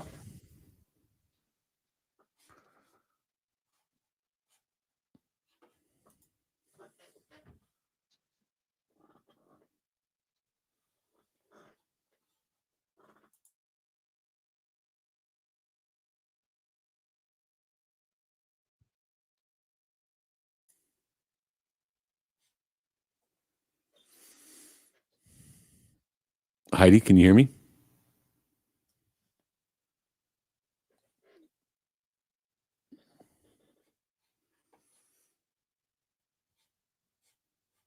Heidi, there's no sound on this. Out there in the chat, can you hear the sound? Can you hear me? Hit me up. Let me know. Yeah, Heidi, there's no sound.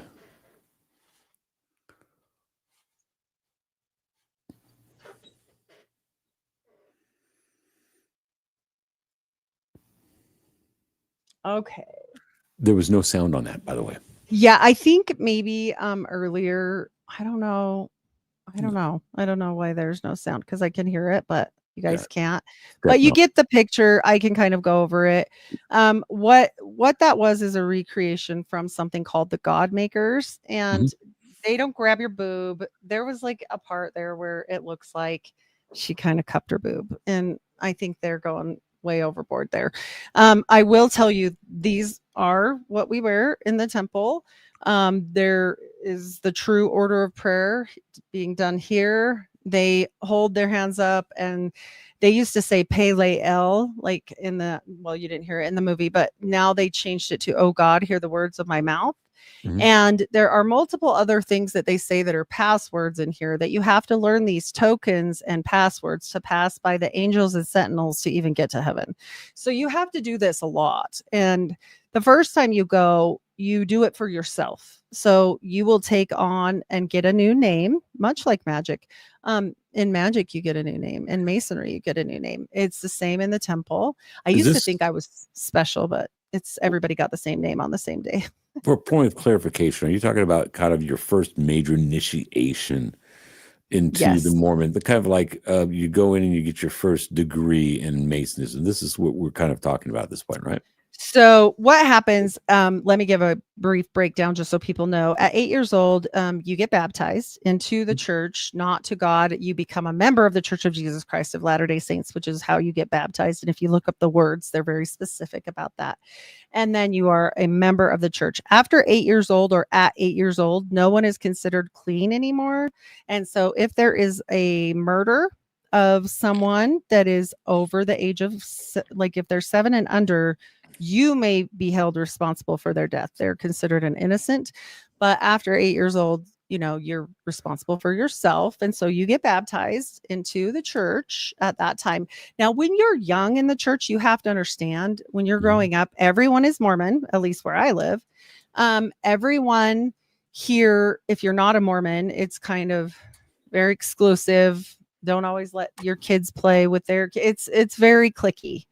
And you want to be a part, like really, you do. And they make you feel really good. They have great programs for kids. I am never speaking about the Mormons in the church. I am talking about the religion that has been man-made to assist the upper echelon to drain power from their people, and the people do not understand. My grandma would never participate in something like this if she thought that it was weird occultic stuff. She just thought this is how we go to heaven. And we all do it because our ancestors do it, and nobody knows anything about it till you're there. So the next step is you get to go and have baptisms for the dead, usually when you're a teenager. And, you know, you can do it as a grown-up if you want to. But most of the time, you know, they just don't. They leave it for the kids.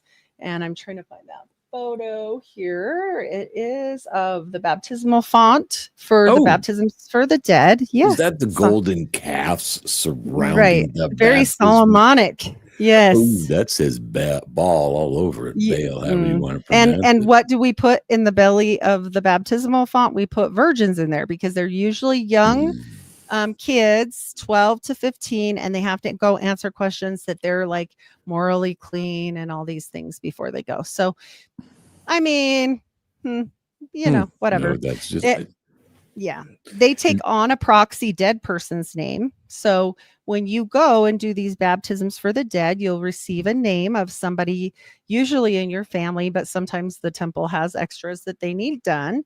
And you'll go with like your group, your church group, and like you'll go do these, and so you'll be like Jane, and then you'll be Martha, and then you'll be whatever, and they baptize you literally with that name. So if her name is Jane Smith, they'll pretend like you're Jane Smith. You are literally a proxy for these dead people.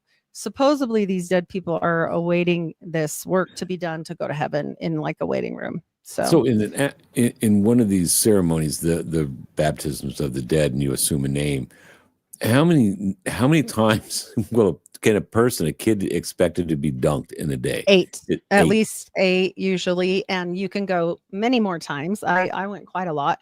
But here's the thing: when we're taking upon us the name of dead people, well, God talks about in the Bible about not messing around with necromancy or anything to do with any of this stuff because of different things that can come in. And if you don't believe that way, that's fine. But I do. And I do think this opens people up for a lot of weird stuff. And I'm not saying that the people that go do it or your grandmas or your mothers and fathers know anything about that. I'm just saying if you read back to Babylonian times, you might have some answers as to why they would want their young children to go perform some of these ordinances. So yeah, I disagree with it, obviously, but what they do is this is kind of your next step. The first time you would have ever gone to the temple in your life, because they don't let just anyone in there. You cannot just go in there. I mean, you have to have a recommend. They'll like arrest you if you try and just go in there. Well, it's like when earlier I said I had a hate listener when I did my Twitter post, and he says, you can go into any chapel and ask them any questions. And first thing I noticed his language, right? I'm like, chapel. Funny, he didn't use temple. No. And also you cannot ask any questions about the temple. So they have these temple prep classes, and they're very basic, and they only give you the most like tiniest little information. Okay.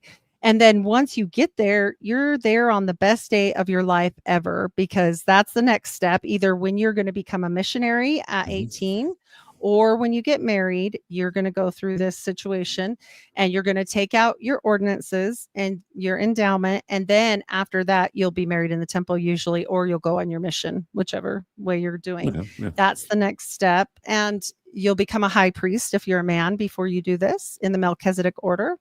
And that's also interesting rabbit hole. But then we know that this happens, and then you do it after that time, like you are for you first.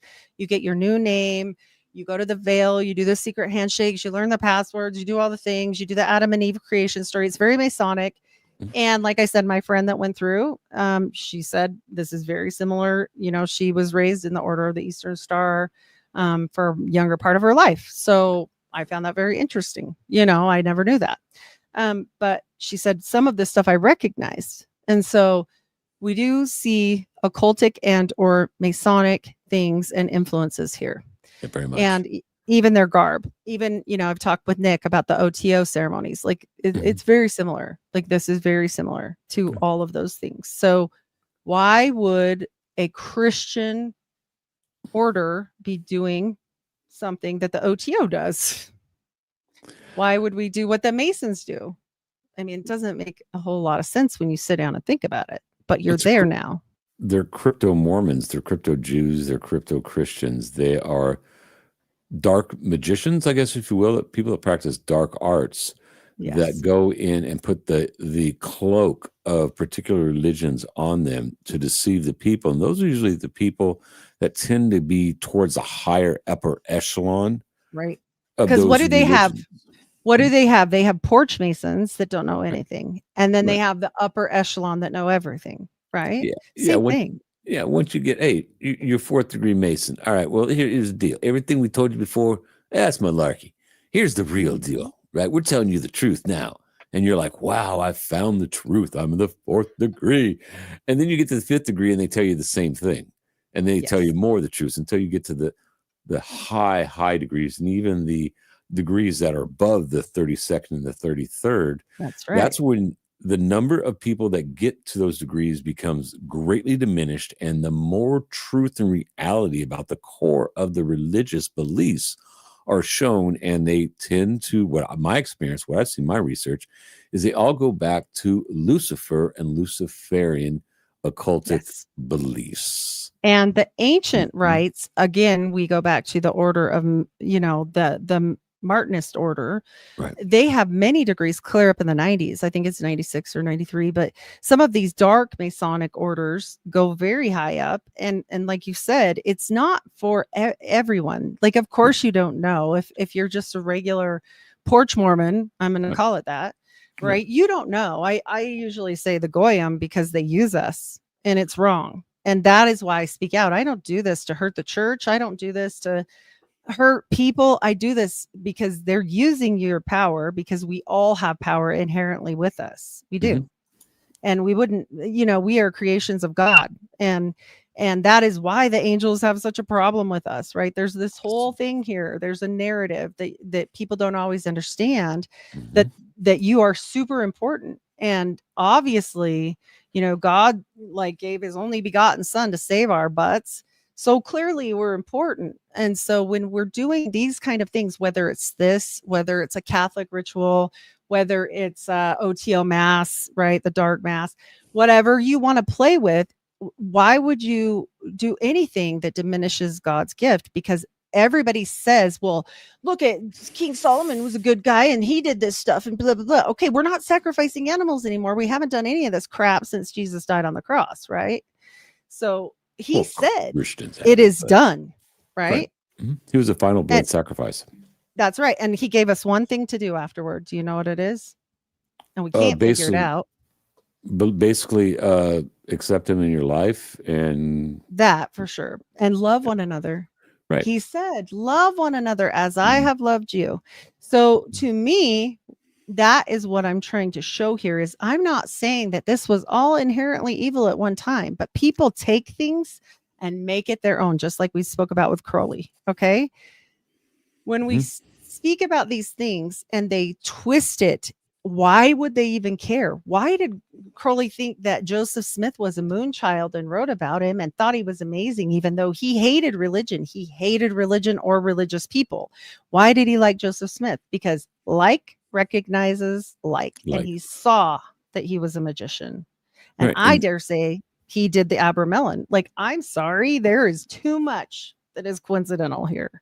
Yeah. Like, I think he perfected it and called down exactly what he wanted. And maybe he got lied to, maybe he didn't. But I think it goes to show you where you cannot, just easily get an original Book of Mormon because they've redone it a million times. Yeah. You can't, so I'm sure that there's copies that exist, but There is. they're deep down hidden into, let's say, underground libraries that only the select will be able to look at. Yes, select and elect. And just funny Yes. enough that you bring that up, here's a fun thing. When you look at this and you see Howard Hughes, what does he call his company? What does he call his neighborhood he's building up? The Summa Corporation, the Summerlin. They're talking about that if you go look at that, that's for the elite. What did the Mormons call their elite stuff in the 70s? Mount Olympus. They're telling you right in your face. This is why the prophets and the different things are always, it's never just some guy like your neighbor that's just this nice guy going to church that makes it to be a prophet. No, it's these elite bloodline families, period. Right. And so, yeah, it matters. It matters. And, you cannot ask any questions about the temple unless you're in the temple.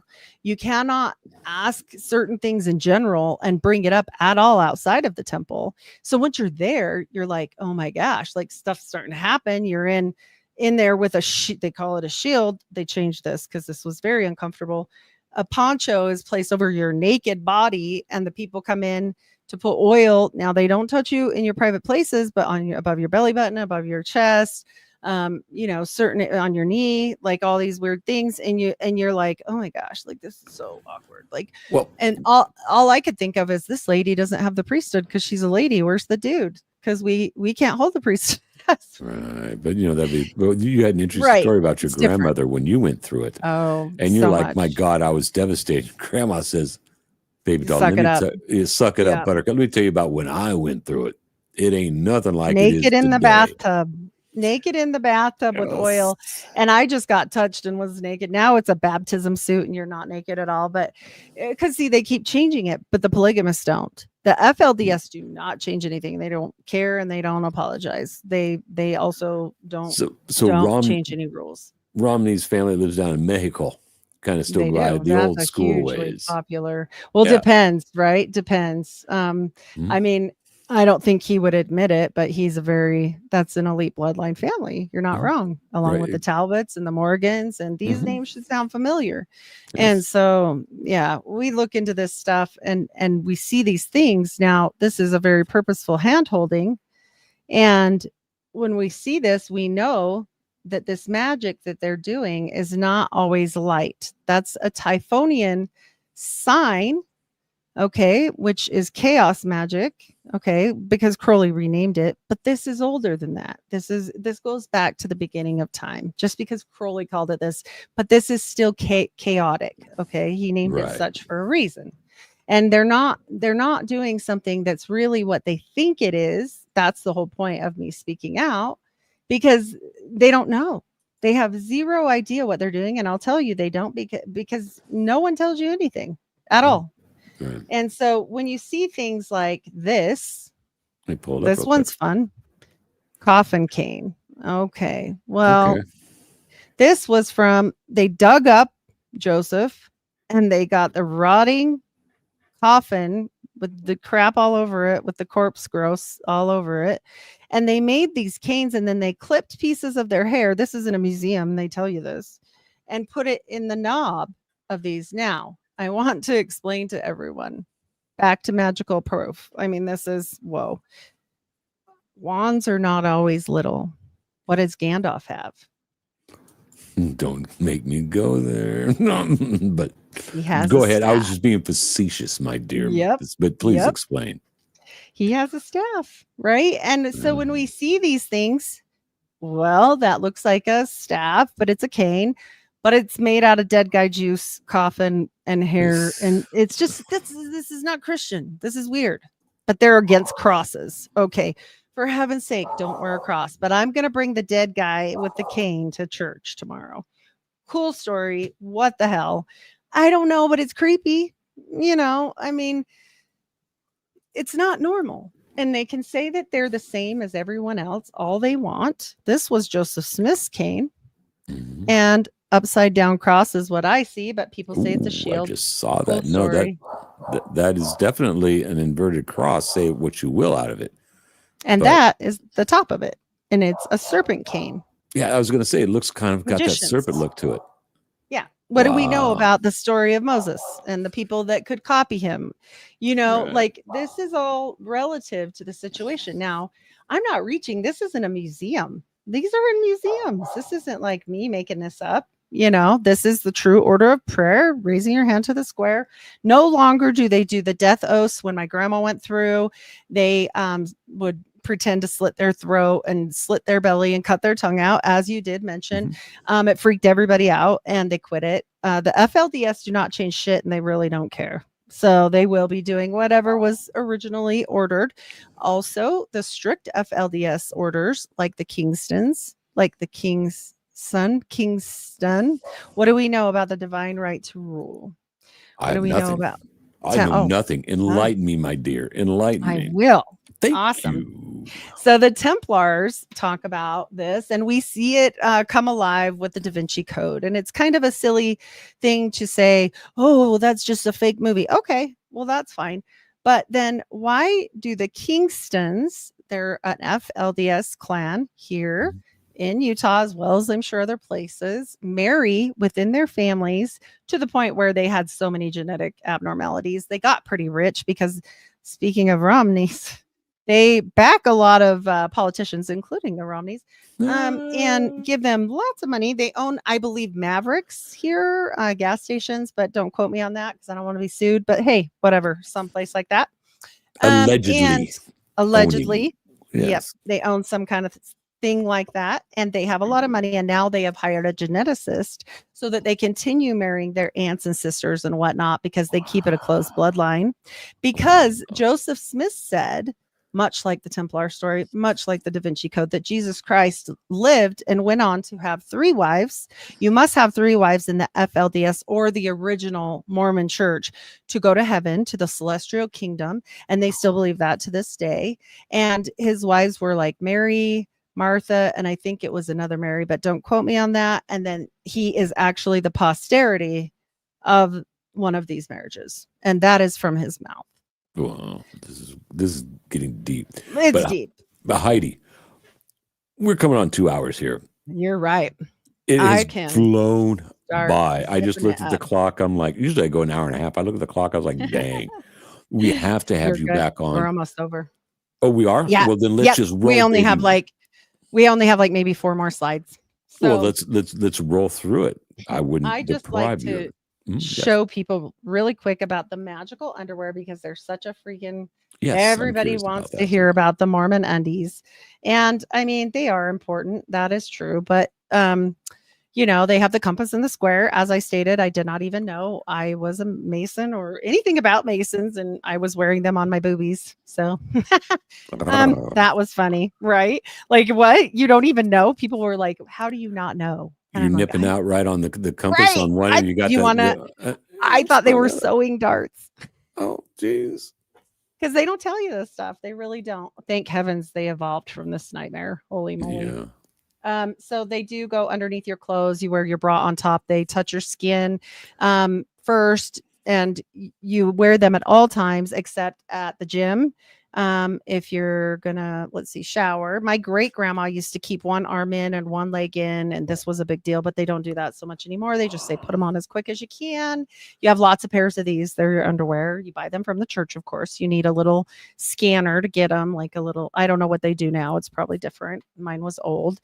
And they did just recently change them, which I was shook. They made them sleeveless. This is very whoa. Whoa. It's Wow, a they're big deal. really modernizing. Maybe they're And influenced by it's a the dark. dress. Oh Yeah. my gosh. And you know what? It's got nice little cuts on it from a fashion thing. Yeah. And They're kind of so moving up a little bit. I mean, well, I postulate many Mormon women, which I know is true from great grandmas and whatnot, were having issues with. Remember, you never take them off unless you're going to the gym. You are showering, making more Mormons, then they have to be put right back on. So this was probably causing a lot of unnecessary medical problems, in my personal opinion, as a nurse for women. Now they are open at the bottom. So, you know, I see. that will help. Yeah. Yes. So the Mormon magical underwear are super important to them. Of course, like I said, they say they're for protection. I dare wonder what they're really for, but this is on the temple itself, and it's not the only picture. This is just a super old one. When you spoke about inverted pentagrams and pentacles, well, there it is. And we have an open version and a seal. So when we see all these things, they just certainly are not Christian. People can postulate whatever they want to from it. But the last thing I wanted to show you is this. And the bottom characters is an actual sample of the characters Joseph Smith used, because there's a whole story about this, and I won't go into it, about how they tried to get it validated. And this piece remains in a museum today. Above it is the Enochian alphabet. I was going to say, it looks like the Enochian alphabet. Right. And also Old World Micmac symbols are very similar as well. But regardless to say, it's interesting when we get into some of this that looks like it's angel magic. I mean, angel, we'll call it an angel, right? Like that. So Mormons, like I said, they don't mess around with the genealogy. They blew out the side of a mountain to keep this stuff in. They are gated. No, they are armed guards with semi-automatic rifles, the whole deal, just to protect genealogy. Sure. Cool. I don't know. Sounds like there's a few more secrets in that mountain than just genealogy to me.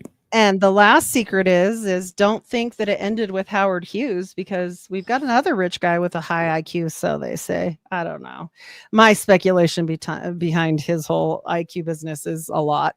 But this man next to him is his financial guy, just like Bill Gay was for Howard Hughes. And he is a Mormon. His name is Jared Birchall. He is Elon Musk's money guy. And there's nothing better than a little Mormon money magic. So Just Wow. they're not messing around with that stuff because I'll tell you what, they're one of the richest in the world. So yeah. Yeah. And then when you look back at Elon's family, when you look at his Oh, mom, you mean Uncle Netanyahu? Did you know that? You know, his dad no, went he's on. related to Milikowski. No, he was raised with him and called him uncle, So, and that's from his father. so That is. Elon was raised by Netanyahu. No, he was so close to him that they called him uncle. Oh, And well, he was very influential. same with the Kushner family. Mhm. They were very close. The I'm being facetious. Netanyahu's, and this I know you know, Heidi, for the I know. audience. Yeah. Netanyahu's real God-given name was Milikowski, and he was from Poland. So I refer to him as Milikowski, just like I Oh, refer you to called him that. That's funny. Oh, and like Obama. I call him by his his nickname, Barry Soetoro. When there that you is, his stepdaddy gave him, and when he adopted him, who happened to be part of the Indonesia intelligence, and was responsible for the over 100,000 deaths. But we don't talk about that. whatever. Yeah, they The hide it all. You narrative. know where What? good old Jared Birchall met Elon, and people might find this interesting. What's that? Knowing what we know about interdimensionals and especially tunnels, and there are many in Utah, by the way. Mhm. We know that they met at the Boring Company Oh, drilling. really? Oh, they did. They have a Yes. penchant for things going underground, don't they? Oh, They they love their do. tunnels. I heard Up now. above or down below. Yep. So it's above and below. And I heard that there's a lot of them tunnels going around Salt Lake City. That's just the Oh, rumor I heard. there's proof, and they admit it.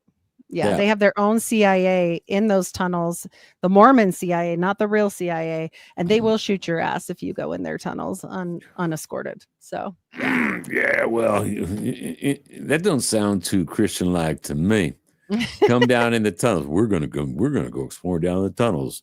And you're right? wandering along there going, hey, let the door open. All of a sudden, and Yeah, you're that would be dead. scary. Something else. And they have like golf carts. They're so big. Like they drive through these. They admit they Wow. use them all the time for like the different people high up in the church.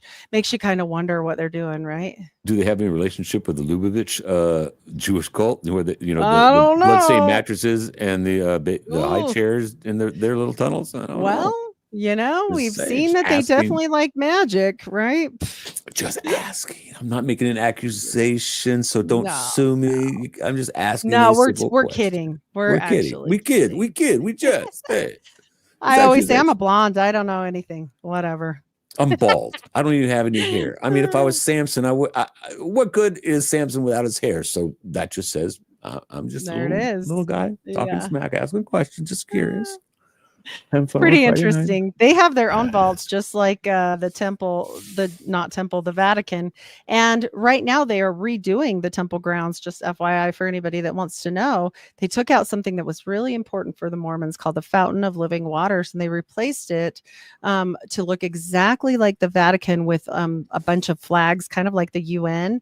And it looks identical now from above, like a keyhole. Funny, huh? Does it have in the middle of St. Peter's Square the cross, which is being supported by, get this, an obelisk? Everybody goes there and is like, well, that's a beautiful cross we got up there. Geez, look how high they're up there. And nobody goes, from symbolism, goes, hey, how come the Christian symbol of Christianity is being supported by an obelisk, which goes back to Isis, which goes back to ancient Egyptian magic? They found the missing part. Yeah, we found the missing part. Yeah, ISIS couldn't find it, but we got it, baby. We got it right in the middle there for all of you people to see. Right. Yikes. And, we know that the Mormons and the Catholics are playing nice because for the first time ever in 2018, they were allowed to build right down the street from the Vatican. The Vatican endorsed it and let that happen. It's already done. Nice? Isn't that already convenient? done. They also bought Westminster Abbey. What? The Mormons own Westminster Abbey? Oh, no way. The heart of the Anglican Church? I'm talking King George's little legacy. They own it? Well, don't forget what I told you about my heritage, which I only brought up to show it's probably not mine alone. Like there's a reason why they do these things. So yeah, it's interesting. It's so fascinating having you on and really having to go into a depth and the screen shares or not the sorry, my dog's barking in the back. I want to yell at him, but I'll blow out my microphone. I get it. He's just probably ready for you to come and play.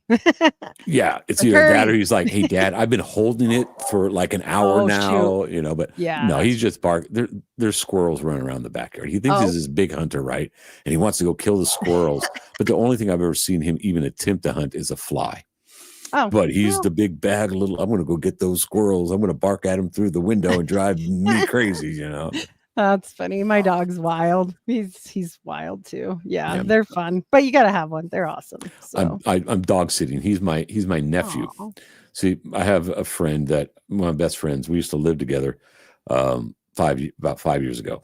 And Oh, 2005 is when I moved in with her for about a year. Needed a place to stay, and she's like, "Come on, Dave, I got a room you can rent." And she got the dog. So when I was living with her, you know, she was Mama and I was Uncle Dave.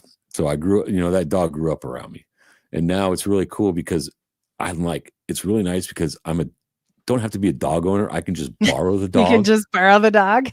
Put about 2 pounds onto him because Oh, I that's feed him cute. so well, and I just give him back Ah. to mommy when I'm done. And it's You're like, funny. I'm not cleaning up all the things all the time. Here you go.